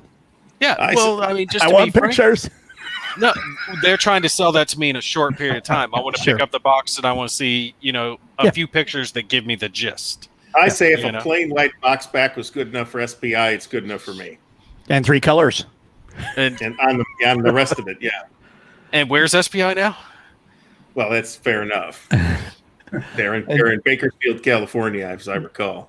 John says he's touched 100% of his collection. He's broke shrink on 5% and played none of them. So I would say you definitely fall into the collector, maybe even retailer side of things at this point. Or at least the warehouser. Exactly. Grief, you got to play some of them. Yeah, that's, I've been getting, since we're all in lockdown still, I've been playing tons on Vassal. So, the opportunity's always there. I'm kind of a sucker for the anything but World War II war game. I mean, I passed through a World War II phase. I loved Third Reich when it came out and the original squad leader and stuff. But now I see a game on some war I know nothing about. I'll pick up look at YouTube, a documentary, then I'll pick up the rules and if it has enough Chrome that has interesting events and topics, yeah, I'm gonna pick it up. I mean, there's a game I think is going to come out from Legion Wargames on the Berlin airlift, and I mean, for me, it's kind of a war game, even though it's not hot war. It's part of the Cold War. I'm going to pick it up, and so I have a ton of games. I have games even like of Cortez conquering the Aztecs. There was a game in Command Magazine. I love those kind of topics which are different because it gives you a chance to expand your horizons and I think that's one of the great things about the hobby. It's, when you look at the wars that mankind has been involved, it's just mind-boggling, And there's one for There is even a game about the War of Jenkins' Ear now. So yeah. Nice. There's one for Kev. Says, seeing your content is inspirational. Get the games out and roll dice, as Kev is always saying. Yeah, roll some dice, right? Make good advice. Even if it's just you. Exactly. I mean, there was a point at which, and I was doing video at the time, where I had no local gaming. I just didn't know anybody down here. So I would set stuff up myself and play it. Somebody said I posted a question that what's adjacency in Crowbar, because I'm filming it. Actually, I'm finishing filming it right there. And it was in page 4 of the rule book, like very clear. I just missed the whole thing. So, yeah, I know what adjacency is. Thanks, John. Nice. Don't you hate it when you do that? Yeah. I had even Herman Luttman responded. Somebody probably woke him up. Hey, Herman, you got to respond to. I had one like that the other day where someone had commented and let me know that I had messed up this rule. And the problem was I had read the rule and I was like, I know I read that right. And I went back, I looked at the page and then I turned it to the next page. I was like, oh, there's more to it. I was like, well, roger that. Just missed it. All I had to do was turn the page and just didn't bother to do it. But if you put a video up on the internet, they will quickly let you know if you make something, you do something wrong or make a mistake. That guy is always out there. There's That always guy. an SMJJ who's going to give you a thumbs down and say, you suck. You got the rules wrong. I got that guy. That guy is now on my channel where he's like, I'll have like a posted live stream for like 5 days away, and he'll like he'll thumbs down it. I'm like, what? Do you get that too? Yeah, I Like- started getting that relatively recently. Strangely enough, any video that has my wife in it, always within like 5 minutes of it going up, there's a thumbs down on it. You know On why? Every video she's in. Because that guy's wife is ugly. That's what we probably figured. I was talking to her about it. She's like, "Why don't they like me?" And I'm like, "No, they like you just fine, honey. It's Just just one that guy." person. It's one person." There's always one party who's going to thumb it down and just be a jerk. You know, the other one is the people who say, "Oh, your reviews suck or your content sucks." It's like, hey, thanks. Look forward to seeing your content pretty soon, buddy. Yeah. Fortunately, Yeah. the way YouTube tracks metrics, it doesn't matter if they think your video sucks or if you thumb it down or not. It counts as engagement. So thank you for your contribution. Thanks for your support. And there's one That's for Joe from Matt. Oh, You can read that. yeah, well, Simon Bolivar is coming in the next installment. Actually, he's not in that game. Well, I think he was, I was saying how Matt went with the full name, obviously, rather than the shortened name. That's why I didn't try to pronounce it because I would screw it up. Yeah, I don't think they'll have some trouble fitting that name on his counter. It'll be back printed. It'll be fine. See me? I was just looking to go, yeah, that Simon guy. Simon. Is that really his whole name? Oh, it probably is. That can't be his whole It's his name. family tree. I just said that out loud, and my cat looked at me because my cat's name is Simon. Oh, He's looking at me again, like, why are you paying attention to me? You did that just so you could say Simon Says, didn't you? I did. all right. So next one we're moving on here is, funny enough, best original box cover art. And there was a lot that came out in 2019. That's a really I can nice think art. of one I won't be voting for. Which one? Nevsky, I think, actually. Yeah. I wasn't incredibly thrilled with it. I do think it looks better in person than it does in photographs. Mhm. It's still not my favorite. Sure. Yeah, but the thing is, see, GMT has it tough because you expect such beauty from GMT that when you look at some other publishers, their covers are just horrific. But GMT, it has to be, Well, I mean, another thing with GMT is that because Roger's kind of part of the core personnel there, and Mark Simon is just kind of the core personnel there, we have a certain style of graphics associated with GMT, with the Roger McGowan covers or the Mark Simonich map art. And not that all their games have ever had either of those things, but that's kind of what we expect. So when we see something that differs wildly from that, we're like, oh, I don't know, I'm very uncomfortable now. So I mean that is part of that problem. True. I've always liked DVG's cover art. Colorful. It stands out. It'll catch your eye. Like Pavlov's house. The German Those are face I of the like bricks. those covers a lot actually. That Castle Letter, they're very clean and striking covers. I like the covers a lot. Look at, the Collinsfield games, they're very simple covers, but I find them very attractive because they follow like a pattern, Yes, or even numbered. Do you remember the old times that Avalon Hill had Chancellorsville or Gettysburg? There was like a stripe going across and then another one going down. And Anzio was the same pattern. And you could say, oh, that's an Avalon Hill game. That design. I found that kind of neat. So I don't know. Sometimes less is more. I know sometimes. Yeah. Sean O'Keefe mentions Front Towards Enemy, which is a very elegant and striking cover. I like that cover a lot. I have no opinion on the game. I've heard it's good, but the cover is a really good cover. It's a Claymore mine, right? Yeah. Mm-hmm. Well, with the name Front Toward Enemy. Yeah. They need to stand out. Like you were saying earlier, they've got to catch your attention. And I know when I go to my local game store and as I walk around, I can tell what publisher is on what shelf just by the design of the cover. You know, certain ones are more colorful, certain ones are more realistic. It just depending on the publisher. But I found that I get attracted. I guess I'm a dumb bee. I get attracted to the colorful ones. It's not like I mean, it used to be that cover art was more, I think, more important than it is now, because now there was a point at which we would go to the game store to buy games, and we would go to a shelf, and there'd be a whole bunch of different games on there, and the one with the punchy cover would pop right out at us. That's a nice cover. Well, if it needs more. I buy some games from the local game store, but frankly, they don't carry very much. They carry GMT and some more GMT, and that's it, really. So if I want something from somebody else, I'm buying it through the mail or buying it at an event.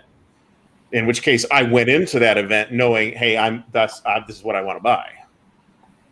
There was another one here. A lot of the Hohenspiel covers are great. Marcus Aurelius was particularly fantastic, and then even Anthony and Cleopatra. That's a nice cover. I like Colin Spiel's trade dress, I'll call it. Yeah, they do really good job. Wasn't a big fan of Stalingrad 42. I thought that was kind of clip art, send in type of thing. Wasn't very impressed.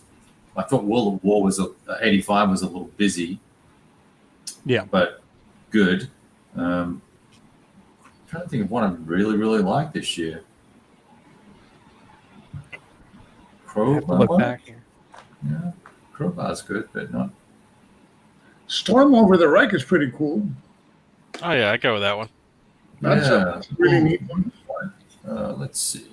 Still on my shelf. Still haven't played through that one yet. Oh, still in shrink wrap. Isn't that Skies Above the Reich? Skies Above the Reich was Skies Above the 2018. Oh yeah, Yeah. Skies Above. I'm referring to Skies Above the Reich. Yeah. Yeah, Skies Above was a great cover, but it was also from 2018 because I was thinking of that too, and I was like, I was thinking about that. 2018. Yeah, Scratch. Crossing the Line. That's actually a pretty good box art. Which one? Crossing the Line, Arkham 1944. It's pretty nice. No, that one. A couple of silhouettes and a map in a watermark format. It's nice. Red Storm's another good one. Yeah, that's some That's a nice art. That's a nice cover. Helps that I like the game too.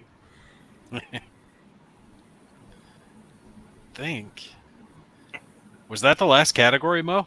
No, I was just looking at I'm trying to keep up with the comments over here, and Dave was saying that about your wife, that everybody loves her, so not to worry about those negative thumbs. And then we're still trying to figure out where that one person is coming from. Sweden, SMJJ. Don't worry about it. I don't think you can. I don't think you can track where thumbs come from. No, but everybody that gives a thumbs down, I just equivocated to a 1 on BGG. That SMJJ guy that went around giving everybody a 1. Yeah, that's why I think it was from Sweden. Except like the one game that he likes, which he gave a 10 to. Yeah. And then now we are up to best pre-20th century era computer war game. So now we're making it even wider by saying anything pre-20th century from the computer era. Wow. I don't think I've played anything pre-20th century. Yeah, that New Fields of Glory maybe might have come out in 2019. I haven't played that, but it looks neat. Played Victory and Glory, actually. Well, yeah, that's pre-20th century. I had to think about it for a second. Yes. I don't think that's 2019, but I could be wrong. Victory and Glory, that's 2019. Is it? Okay. Yeah. I'm doing the board game version of that, too. No, there's not. There's not. It's by Lock and Load Publishing, but they do not have the board game version of it. There's so much of it that's handled by the PC behind the scenes. I wouldn't be surprised. This is not the game I thought it was. Never mind. What's a computer war game? What's that? And now we have something that maybe everybody will have something for here. This is best modern era computer war game. I can think of one that would probably fit in there. One of the Command games came out in 2019. Yes, it was Command Modern Operations. Shimano's successor. And those are supposed to be good. Basically, it's kind of like Harpoon. Yes, that's exactly what it looks like. It's Harpoon on steroids because it's actually got everything. Cool. Yeah. Oh yeah.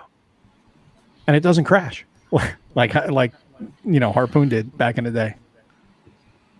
What's that one I got on Steam recently? I want to say is Strategic Victory. World War II. Strategic Command. Strategic Command. That's it. Yeah. Yep. I've played that. I aggressively dislike it. Really? Yeah, I got the War in Europe one. I aggressively dislike it. I think I've got both of them. I think the computer cheats, the AI cheats, and I'm not a fan. What Poor were coding. you playing on hard or? I think I was playing on normal. I tend to play on normal. I don't Yeah, want to that's start what I on played. easy because I don't want the I don't want the game to set false expectations for how easy it's going to be. So I tend to start on normal. No, I was just playing on normal, but I could tell the AI was cheating. So. I'm not too far into my campaign, so maybe I haven't experienced the game cheating. But what do you mean by cheating? Like it's getting just a flat unfair advantage? No, I mean Things like you units can't do? magically because when you've got Fog of War on anyway. I don't know. Maybe you're playing with it off, but units magically appear where I know there's no unit there, and then suddenly a unit appears there. Okay, yeah, I play without the Fog of War. I want to see the whole field. So maybe this is a classic problem with video game AI is that it's basically set up to cheat. The computer's not playing by quite the same rules you are. Well, they might set it up that way if you've got Fog of War on, so if you do some end run that the game isn't expecting that you'll run into some type of resistance and maybe not just steamroll them. Well, I've enjoyed the game. It's now like it actually has pretty good narrative. The historical gamer, has a YouTube channel, and he did a complete playthrough as the Axis of that, which I've religiously watched every episode. It was very engaging. It's good narrative. I just didn't like the game system. Yeah, I was actually watching the same guy's videos. I know who you're talking about. You go about the game's cheating. If you go into the editor, you can see event triggers. So really cheat. Well, yeah, you're going to have, there's, I don't know if you guys have played any of the old EA sports games, Madden or hockey or any of those games back on any of the consoles. I haven't played a sports game since Tecmo Bowl. Oh, okay. Well, I mean, EA has been known over the years, the catch-up mechanic. You can be beaten a team 5-1 in hockey or baseball or something like that. Next thing you know, boy, it's 6-5. What? Because their guys all start hitting great or, shooting, scoring goals or whatever. And, it's like, okay, well, how else are you going to make it competitive, though, unless you're playing head-to-head? But then, another problem with computer games is people can find glitches and exploit them, and that's a whole nother subject. But yeah, that's all the Spiffing Brit does. He's friggin' awesome if you guys haven't watched him. His name is the Spiffing Brit. Go check him out on YouTube. The dude's friggin' hilarious. He finds little glitches and exploits in games and then shows you how they work. The guy's just hilarious. Okay, I'll have to check this guy out. Then there's the best science fiction or fantasy computer war game. Anybody got any feedback on that? Science fiction. What was I playing? Stellaris? That's, not a 2019 release, though. I've played the pants off Stellaris. Yeah, I've actually just recently got into Stellaris. So many people, are just fans of everything that Paradox puts out. And I like the 4X type space games. I was like, I know this game's good. It's just I didn't want to sit down and learn it. So I was finally there's a learning curve, too. Oh, my God. It's not a learning curve. I could learn a new language easier than I can learn to play that damn game. Well, it's more of a learning cliff, really. Yeah. Once you get like the basic gist and you understand the premise behind what you're doing with your pops and your forces and you get the general grasp, it seems like everything kind of builds upon itself. But I actually just installed the New Horizons mod, the Star Trek mod, and got into that. I'm like, well, if I'm going to do this, I'm going to do this right. I'm going to play as the Borg and I'm going to try to simulate the whole damn galaxy. And that's going to be my Stellaris experience. So that's a little campaign I've been going on. I take it you approve there, Gary, when it comes to it. That sounds fun. Yeah, I like Stellaris. I've put like 200 or 300 hours into Stellaris over the years, actually. So we've got best computer war game expansion or update. And Mo was like, you guys are done talking about that now. No, we still got to finish these categories. There are multiple Stellaris expansions that would qualify for this award. So they released Stellaris expansions? Continuing treadmill of expansions as with all Paradox games, as far as I can tell. That is the biggest pain in the ass that they do is it's almost like they've released the game in chunks and they sell it to you for $10 to $20 a pop. I mean, what is there, like 10 for Stellaris? If you buy them if you buy them at retail, it's like $200. Oh, but look at Crusader Kings 2 or Europa Universalis 4. I mean, there's dozens of DLCs that you have to then go buy. Yeah. So, and if you stop playing and That's how they suddenly you're make money. 3 DLCs behind because you didn't play for a year, and now you're like, oh, I can't even watch videos on this anymore because now they're playing with totally different mechanics. And you can't even really get into the game unless you get all those damn expansions, because someone's talking about, you know, the synthetics and what they can do, or the ring worlds, or whatever the hell it is, in whatever game that you're playing. And I'm just like, screw it, I gotta wait until they have a sale so I can pick up these expansions that I'm missing. Mhm. That's how I do it. Yes. Winter sale. Then we have the best computer wargame assist module, Vassal. So that's actually a good one because we got basically very little. How do we tell if the game came out in 2018, but the Vassal module came out in 2019? Does it qualify?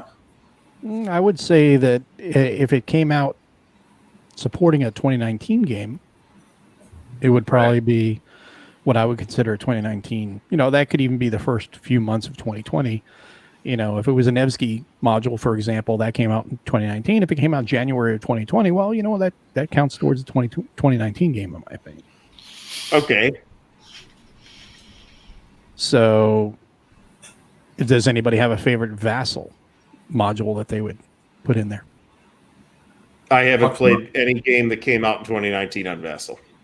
Quattrobra, I have played that on Vassal.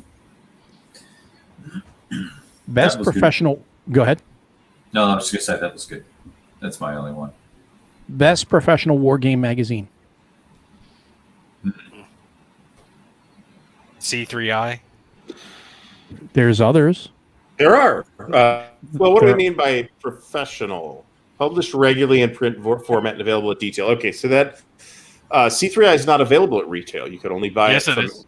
It is? Yeah, Amazon. Yeah. Well, Only on that No, one. Yeah, I okay. can buy it at my local store.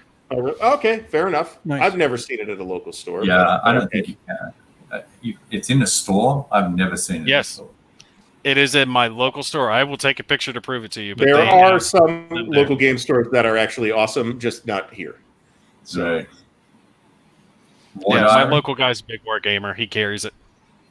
War Well, Diary is a great magazine. so War Diary? interestingly, there's no stipulation that the game magazine has to contain a game in it, Right. which makes me probably want to vote for S&T because I think the magazine is really generally really good. Whether the game in it or not is Yeah. good is kind of a different question with a different answer. Then you have the modern as well as S&T. Yeah. I've really never bought the modern one, actually. I've got like one issue of it, one or two. Paper Wars is another one. Paper Wars from Compass, which I've never owned. There's Against the Odds. Against the Odds, counterfactual. Yeah, and some of the games in Against the Odds look very good, but I'd be inclined to vote based on the magazine rather than the game quality. I'd be inclined to vote for C3I for this category. Yeah, I think that one probably would be a smooth, easy win. Yeah, probably an easy win for them. But I prefer War Diary just because it's just about wargaming, and it's not a house magazine. Doesn't have any real bias in it. You know, they're just good reviews. Yaz, another one too. Does that have games in it? It does. No. No?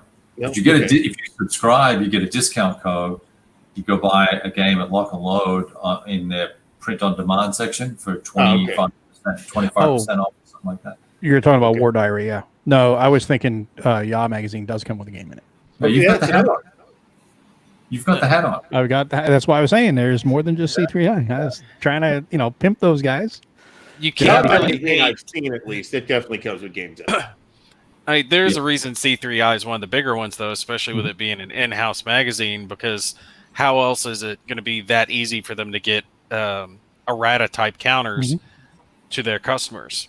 Sure. That's an easy way for them to do that and get rules to them or player aids or all that type stuff. That works, extremely well. Also, I don't own like a complete library of C3Is, and over the history of the magazine, it hasn't always had a game in every issue, but the last quite a few have, and I have yet to get a third of a game out of a C3I. Up there. Well, C3I, the thing is, it doesn't come out like periodically. It's like It's roughly once a year, I when it comes believe. out, it's really good. So I end up always purchasing like I've been purchasing the ones the last Right. 3 or 4. The only magazine I'm subscribed to is Against the Odds. I like the way that they approach topics from all eras and do games on all eras and I find them you have very innovative games. I don't know, remember that time they had that game, that solitaire game, that Wake Island game. That was pretty good. They venture into different mechanics and. Mm-hmm. It's not, I think magazine games are like the testing grounds for wargaming. They test a lot of things there that later you'll see in box games. And I like Test. Yeah. Sometimes they're dogs, but Yeah. Well, I mean, sometimes we see radical new ideas in magazine games that are maybe somewhat less than fully baked. yeah, like take Harold's game and should have been a box game, Yeah, I'd have bought that as a box game. Mhm. They've turned some into box games before. That's true. Sure. There's one sitting back here. No, there's more than one sitting back here, actually. And there's a good comment. It goes back to what Gibby was saying before. It says, in some ways, See-Through fails a bit as a hobby magazine since it's primarily about GMT games. Excuse me. So I wonder if that works in its favor or against. I would say more in its favor than anything else because it's the in-house support. In the arm context of these GMT. awards, I would agree. I think it definitely boosts it more than it deflates it. I think there's been a subtle change over there too. Roger's off doing his own thing with the magazine now. Yes, that's true. So it's separate because he's mentioned Hollenspiel has had some coverage in the last 2 years. Yeah, even had a game, a scenario, right? Full game, actually. Expect to see some Legion Wargames stuff in an upcoming issue. One of the recent ones, the one that had the Mark Herman Gettysburg game also had one of the Napoleonics titles from some French publisher. Yeah. Nice. Then we Which have- is which is the one that deals with Compass games? Is that Ya? That's Paper Wars. Paper Wars. Paper Wars. But Matt here is fine. saying that they cover everything, not just Compass, which might be true. I've never actually bought or read an issue of. I haven't either. I thought they were directly related, but that might have explained the issue I had because there was a game that was supposed to have a mini expansion coming in a Paper Wars issue, and I tried contacting them to find out what issue had it already released or was it going to be released, and they could give me like no answers about it. I thought they were directly related to Compass, but if they're not, that would explain why they wouldn't know. As far as I know, it's published by Compass. It's I thought it published on Compass's website. It was available for sale at their event. Yep. So now that doesn't necessarily mean that the person answering the phone is involved in the magazine side either. So, This is email, but yeah. is it me or it's strategy and tactics has improved during the last year or so, 1 or 2 years? I've seen like better quality components, less more clear rules. The games they're publishing. Did you see the last one? It was Banana Wars. I found that really interesting. I can tell you why. They've actually upped their development process. Yeah, and it even had cards in it. So they're bringing in. Yeah, they're bringing in some outside designers too. Sorry, Joe. Yeah, they've got outside design. They've got a development. They're working through a better development process now. A few years ago, I was in San Diego, ran into Doug, who does the development. He's the lead of development for them, and I was like, "Hey, I'm really interested in both, but primarily modern, more so than strategy and tactics." But I actually play tested a few of the games for both strategy and tactics in the Modern War magazine, and there's actually a new one that Doc sent out for people to get involved in now for games that'll come out like in a year or so. And I haven't responded to yet. I don't know if I really even have the time right now to do any of that. But I think that's why. It's because they're getting games out and they're getting a handful of people to play them and kind of pressure test them a little bit more, get feedback on rules and correct them, things like that. Whereas before, I believe that shake and bake. Hey, here's our game. Boom, we're printing it. I remember in Consume World 2018, I saw that game that came out, I don't know, 1 or 2 issues ago on the Sepoy wars in India, the Sepoy Rebellion or something. It came out of strategy and tactics. So they were playtesting that thing at least, like, I don't know, a year and a half before. So that's good. Nice. Then we have And the it's not best. all just Ty Bomba and Joe Miranda designing everything there anymore. So Right. Then we have the best amateur game magazine. I'm not sure I can think of an example of this. Can't think of the Is name there of that. one? Yeah, there was. What was that? Is it still Who would that around? be? I could think of RPG examples of this kind of product, but not war games. What was the name of that one? It'll come back to me eventually. I don't know if it's even still in existence, but there was one that I can't think of what it was. Something quarterly, or I can't think of it. Someone in the audience may remember it, but we'll move on to the next one here. Best historical / scenario article. We're getting into the content creation piece now. It's like, could you remember the best historical scenario article that you read That was in a game or in a magazine? in a magazine or on the internet, or Article or podcast? This just says best historical / scenario article. I'm So like actually an looking AAR. at the category definitions, which are linked off the page. Oh, it does say Article or podcast. podcast analyzing the history within a war game or a new scenario for an existing war game in print or web format. Interesting. No feedback on that one, I guess. No one's got anything. If I had to pick an article, it would have to be that 1918 Brother Against Brother that I played that came with the whole booklet about the historical background of the conflict itself. Mhm. That was a really interesting article because I knew nothing about that conflict. I don't know if it would really fit this question, but that's going to be my vote.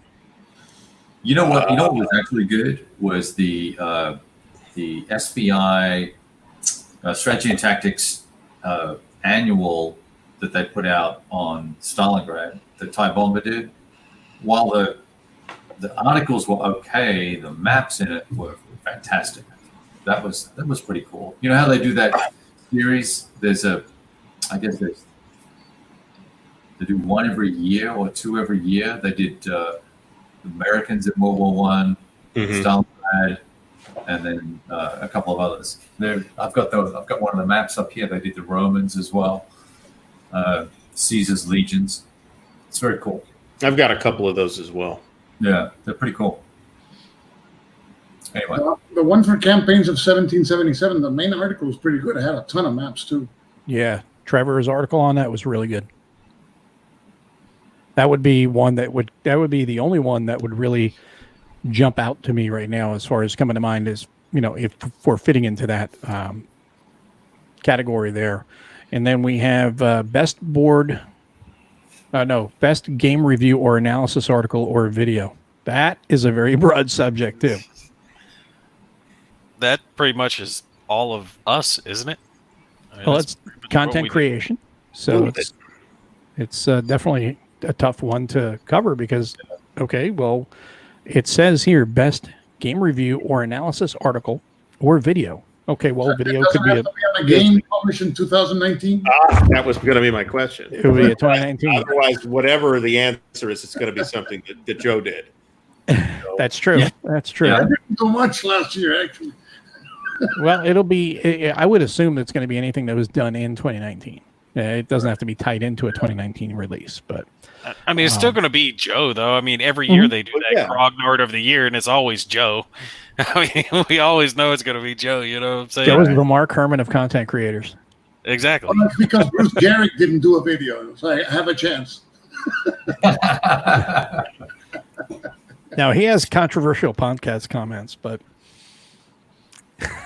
No, when he puts up a video, it's wonderful. oh yeah. Yeah, his videos are very good, but infrequent. Yeah. But again, it goes back to it's a review or analysis article or video. Now, you can have reviews that people do, analysis which people do. Sometimes the same people that do reviews do analysis articles, and then you have videos. Okay, well, what kind of video?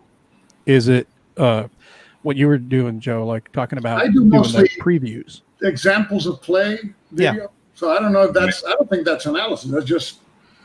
But it's a game video. Well, it is, but. So I mean, it's like, okay, well, can you break down the type of game videos? Because you're doing an example play. Yeah, well, we could have the best unboxing video. Well, you can have that. You can have the best unboxing videos, the best preview videos, the best teaching videos. Anybody that's going to teach the game. I mean, what's a preview video? A video you do when you haven't played the game. That's like your disclaimer. Listen, I'm doing a video in this game, but I haven't played it, so take it easy on me. Well, that's why I changed my my unboxings to previews, because I don't just say, here's all the stuff. I kind of talk about the game a little bit more, kind of give you a little bit more of an idea on it, as well as talk about the components. Sometimes I slam the components, like Lost Valley the other day. I was not happy with the components on that for a $60 game, but that's a whole nother subject. But that's one that could also be drilled down a little bit further, I think, with broken down with a couple more subclasses, I guess you could say. And then you have best board war game of the year. Which one is the best? I got that song from Karate Kid stuck in my head now. You're the best around. Never ever go take me down. I don't know. It would probably be for me between World War 85 and Conflict of Heroes, the third edition, because both of those were like two of my tops that I spent so much time with in 2019. Gloomhaven, no, get out of here. Someone kick that guy. Exactly. No, don't get me wrong though. I love miniature games. I play the shit out of some miniature games, and if they were on here, that would definitely expand things. Blackstone Fortress, awesome. Love that one. But now, if I had to pick one, I'd hate to say this because I'm gonna hurt David's feelings, but I'd have to go with Conflict of Heroes third edition. Wow. I think they knocked it out of the park. I mean, they're so close in my opinion.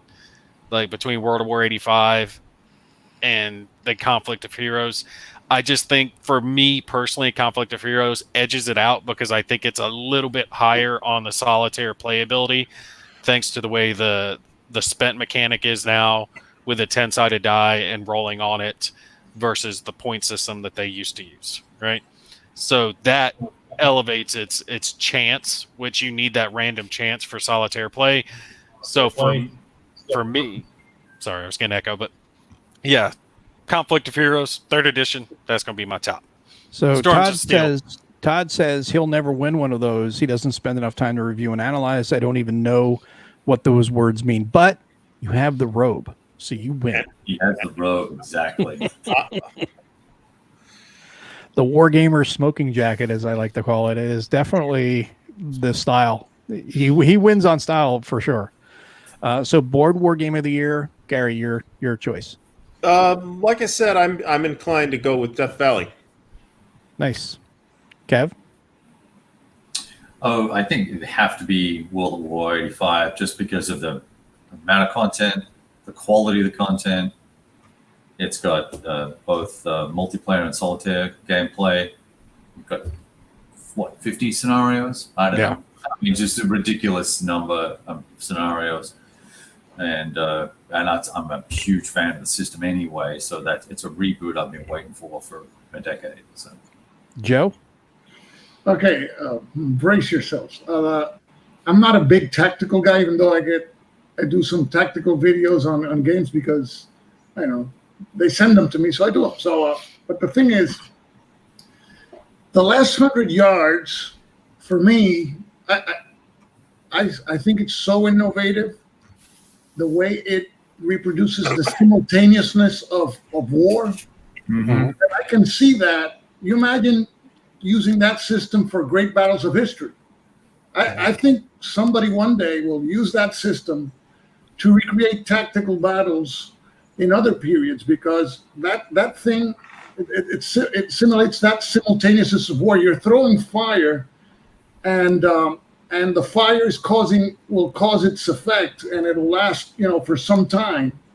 And meanwhile, you're reacting to what the enemy is doing. And I found that very, somebody thinking outside of the box. And I like it compared to what we have of let's run in the open. And then you get opportunity fire once again. And I just like it so much. I think, man, that has some potential of transcending World War II. And going to tactical games, you can go to the ancients with that thing. So, So, and I'm saying disclaimer, I haven't played and I haven't seen a lot of these games, but the ones that I saw, I had a chance to talk with the designer at Consum World, and I thought that was just brilliant. That thing, and that's so. Yeah. So hopefully we'll see more of that, and maybe see it transposed to other tactical games. Who knows? Mike's a great guy. He is. He's all over the place with pushing that game, and it is expanding. Nate, you'll like this. There's Pacific that's coming, so that is a great system, and it is without a doubt, in my opinion, probably the most innovative in 2019, and probably the most innovative tactical game ever made. And it's just really, I called it stop motion real time. That was my first initial, impression of it when I first saw it here in Texas a few years ago with Mike. And I was like, wow, you're going in stop motion because you're playing in turns, but it's all real time because you're basically like pre-programming a firefight. You're saying, okay, I'm going to do this, and then I'm going to do this, and then boom, you just have your action all unfold at one time, which is really cool. You have your resolution at that point. But the three that I would say would be Last 100 Yards, Stalingrad 42, and World of War 85. World of War 85 is going to win for the simple fact that for $70 you get a boatload of content, and it's all great. Yeah. But that is the primary, reason for that one over the other two, for me. I would like to see the Mike system, married with Great Battles of History, because I didn't like the original activation system that you got the lousy leaders going first, and then you sit back unless you trump their move. And I think their change in hoplite to chip pull is, like an admission that, that they were looking for something better. So I think something like Mike's system even to ancients would be really, really interesting. Sure. No, I agree with you, Stuka. That's one of my problems with the Great Battles of History system is the way they play against each other. It just didn't feel as fleshed out, didn't feel quite right. But I like that time period. I like hoplites. I like Spartans and gladiators going after each other. So if they were able to pull off what you're talking about, I'd be really interested in trying a game like that. Mark Scarborough came up with a game on the Battle of Waterloo, but I think it's this year. And I don't know if his system if nobody else has had it before, but it was pretty simple and really nice that you want to go next with, I don't know, Nay, you have to roll for him. And if you roll successfully, he gets activated. If not, you just lost your turn, and the other guy goes to try to activate one of his leaders. And that is so simple. And at the same time, it's a lot better than that Great Battles of History system that it was just, the order, what's going to come. And then Alexander the Great can trump, or Julius Caesar can trump at any time. And, it was just, I don't know. I find it that they still have some ways to go and wargamers will always like to test, and our games with other things and cross them. And I think hopefully, we'll see more improvements there. Plus, it made that game harder to try, or that system harder to try to solitaire with the trump mechanic in it, because you're having to make that call against yourself. You know what I mean? It didn't work quite right for me. Now we're down to the last two categories: the James F. Dunnigan for playability and design, person or game. Say that again. It is the James F. Dunnigan for playability and design, and in parentheses is person or game. So the game that's best designed, or the person that's the best designer? Is that what it's asking? It's kind of a vague class here. It just says it's for playability and design. So okay, how is that? Is it the game's playable, or the playability of the game, or the person that's explained it? So the category definition on that is game designer, developer, graphic artist, or war game for outstanding achievement in that year.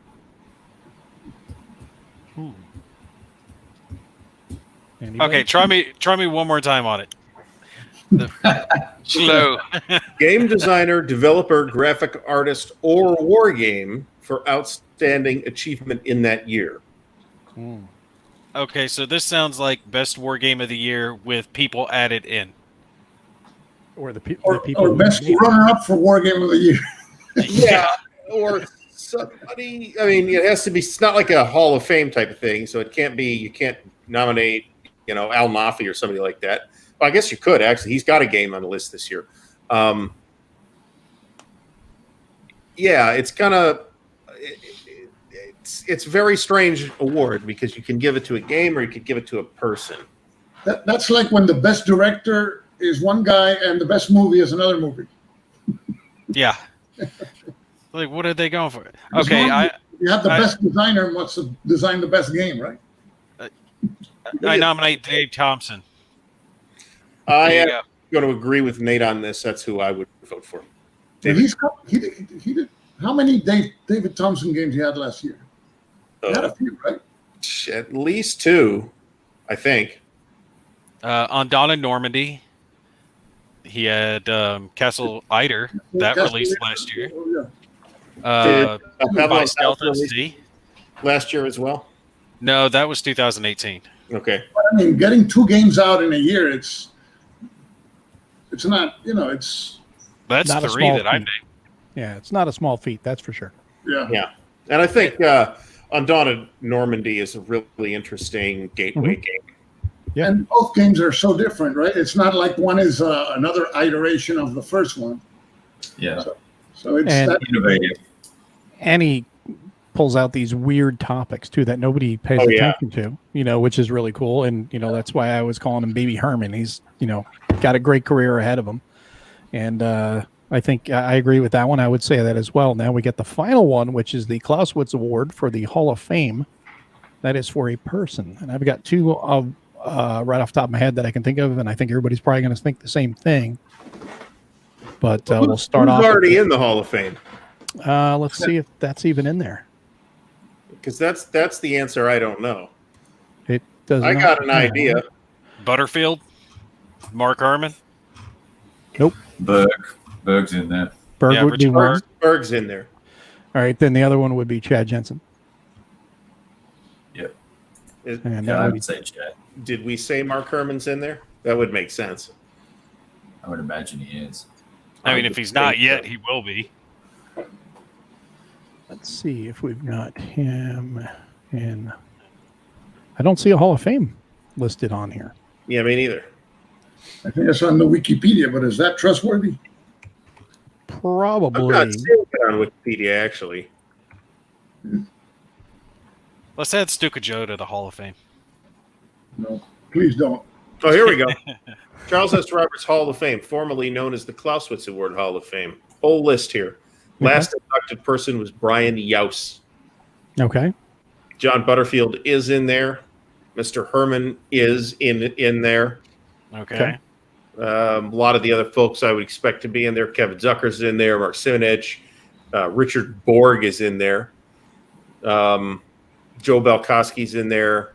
Lou Zaki's in there. Fred Chadwick's in there. Steve Jackson is in there. So is Gary Gygax, by the way. Mm-hmm. Jim Dunnigan's obviously in there. Redmond Simonson's in there. How about Volko? Is he in there? Volko's not in there. Well, all those coin Volko's games. ascendancy came after we stopped the awards, pretty much. Yeah. The last year that the awards were given out was the year that the first coin game came out. And that wasn't his first design. Labyrinth came out before that, I believe. And so did Wilderness War. And he got in for Labyrinth on something in here, if I remember correctly. Yeah, he's got 5 awards anyway. Yes. He won the James F. Dunnigan Award for Playability and Design in 2010. Yeah, Wilderness War got one. And then also Labyrinth. So it's interesting. You look at the games, the awards by company, and it's pretty telling. Mm-hmm. But anyway, Hall of Fame would have to be Jensen or Volky, really, wouldn't it? yeah, I mean Volko's created the Evergreen series, the coin series for GMT, and now working on the Nevsky series, introducing that. So that would be a thing for him. But I would say this year I would go more for Chad than I would for Volko for obvious reasons. I think everybody would agree on that. Mm-hmm. These are all very reasonable choices. Yeah, pretty much everyone that you would expect to be in there is in there. True. Disagree. Dean Essig is not in there. What? He's not. Really? No. Yeah, no, I'm wrong. He is. Forget it. Forget I I was mentioned going it. to say. Forget it. He's Say, won how the is he most not in awards. He's won more awards than anybody. Yeah. I was just saying, how was he not in there? Yeah. Yeah, everyone's already in there. No one else to nominate to it. That's why we nominate Stuka Joe. No, I haven't designed squat, so You've designed that radio voice of yours, man. what? That pure baritone that you use to, narrate all Oh, your the only videos. thing I've coined is that unboxing videos are the beauty pageants of wargaming. So it doesn't actually say that the contribution has to be for design. Bear in mind. Redmond Simonson was like the second or third person inducted, and he was, although he did design some stuff, he was not necessarily what's known as a designer. So one day a YouTuber will be in there. That's what you're saying. Well, maybe. And you're going to be first, Joe. So Yep. Joe's going to be first. Well, it's just basically the It's the contribution. longest unboxing video award. 45 minutes. 45 minutes. I think I have one like that, yeah. Really? Oh. Damn. I got Hey, something to shoot for now. I got to do a 45-minute unboxing. The bad part is I think I could watch that and not be bored. Oh, absolutely. I can watch I just- wargaming videos all day. Yeah. It's literally only one wargaming channel that is too boring even for me, and I won't name it. No. Look, sometimes you got to watch that channel when you just want to relax and drift off to sleep calmly. Well, then it is very effective at that. I'm gonna say based on who I see on this list already that I would probably vote for Volko. I think. All Although right. Volko. Absolutely understand why folks will want to vote for Chad. Sure. Well, for me, when it comes to why I say Chad over Volko is for the simple fact, obviously he passed and we're missing him, but not only did he come out with really innovative designs, but he made probably some of the best rule books out there, most clear rule books that you can get for a war game, which is amazing. That is an amazing feat in and of itself. It is. And shook up and really created a renaissance in squad level wargaming. Look at all the systems that came out after he started with Combat Commander. I mean, everyone sort of went back to the table and said, you know what, Mike Denson, right? It doesn't have to be ASL. It doesn't have to be ASL. It doesn't have to be a derivative of ASL, which is fantastic. It's definitely thinking outside of the box because it's a tactical, card-driven game, huh? Yes, yes. It's So you fantastic. imagine, it has that combo. So, yeah. Nate, your choice? I'm going to go with the crowd on this one since any other name that I would mention has already been inducted. So, yeah, Volko's good. Okay. Kev? I'm easy to please. Yeah, I would vote for Jensen. Okay. And Joe? I'll go with Chad. All right, so we have the split between Chad and Volko, and both are very worthy, obviously. Unfortunately, we lost Chad, but we still have Volko, and we will always be able to enjoy Chad's games. And I think there's going to be more coming as far as a support and honor of Chad as well in the future from GMT. So we'll have to wait and hear for, see what comes on with that. But I think with all the stuff that's happened this year, we've kind of had to put that on the side, but that runs us through all of the categories. So now everybody's I think next year there's going to be like 3 more coin games. So. at least Allbridge is burning. I might see 3 printed next year. Yeah. Allbridge is burning is actually he's got the Prototypes in hand. Yeah. he's got the inspection copy. Philippine Marcos regime game coming up too, right? Yeah, People Power. Yeah. Yeah, that one's coming along, and The China one coming along, and yeah, I'm confused as to whether that game about the troubles in Northern Ireland is a coin game or not.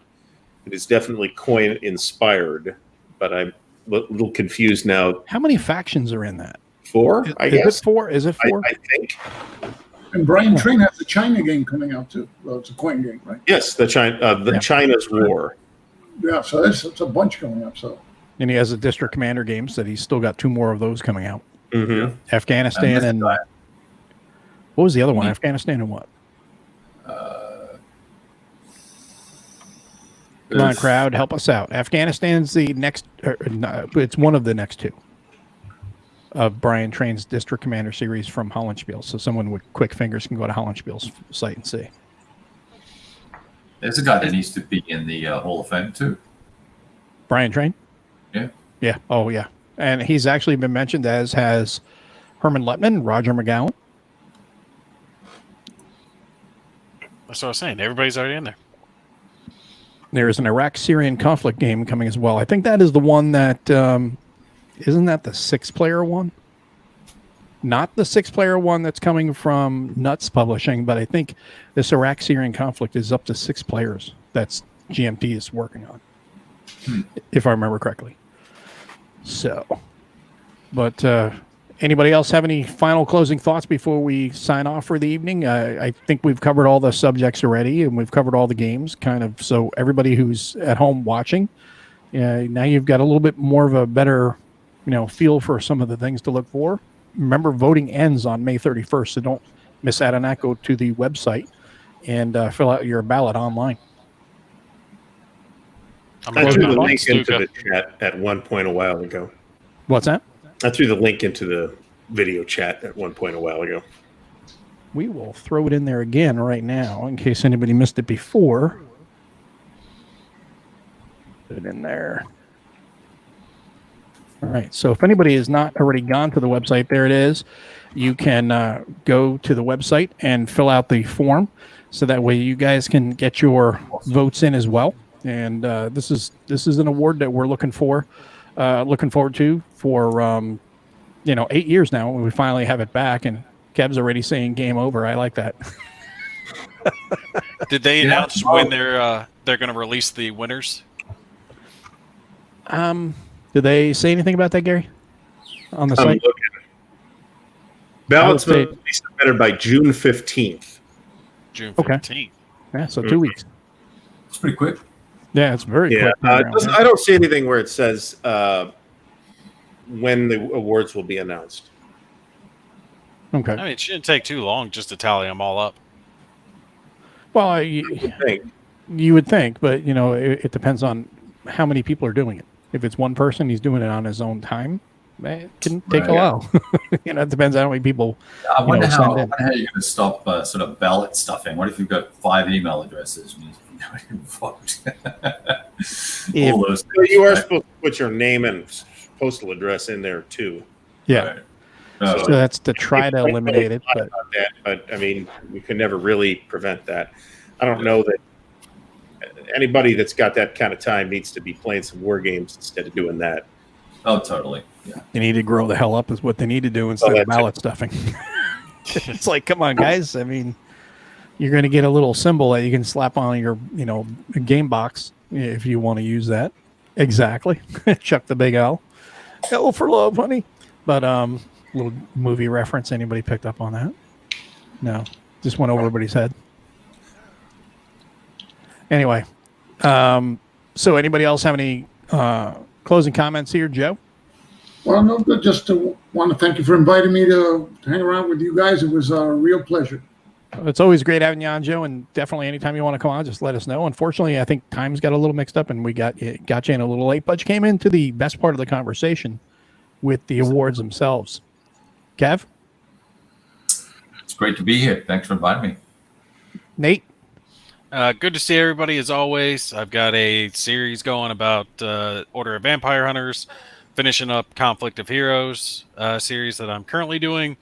And then some people have been asking me about the sequel Core Space series that I'm going to be doing. That's going to be after the vampires, and it's going to be real big 2-foot by 4-foot scenario with multiple levels. So those of you who are really into Core Space, I will be kicking that off very, very soon. So stay tuned. Should have that up in a couple of weeks. Excellent. And that was Dodgeball. Was what I was talking about, the L for Love, if anybody had remembered that movie. Gary? Somebody did. Well, thanks for having me. I really appreciate being invited. It's been great to see everybody here again, and I'm very happy to see the Charlie Roberts Awards return. Yeah, no, it's fantastic, and we look forward to seeing the outcome of it. And like I said, voting ends on May 31st, so go get your votes in and make your voice be heard and make your vote count, so that way we can see who's going to be the ones that in the next show or the show after that we can argue about and say, no, that shouldn't have won. Exactly. Oh, I can't believe this one. This is a terrible game. What were they thinking? So, hey, there's always some controversy, always fun to have. And hey, we're war gamers. We're supposed to argue and fight over things. Controversy equals views. Exactly. So it'll be a lot of fun to talk about it. But we've got a special guest planned for next month that will be revealing here in a couple weeks. It's going to be a lot of fun to have this guest on. I think a lot of people are going to want to check it out for sure. But thanks, guys, for tuning in. We'll see you on the next show. Have a good night. Everybody have a great night. Good night.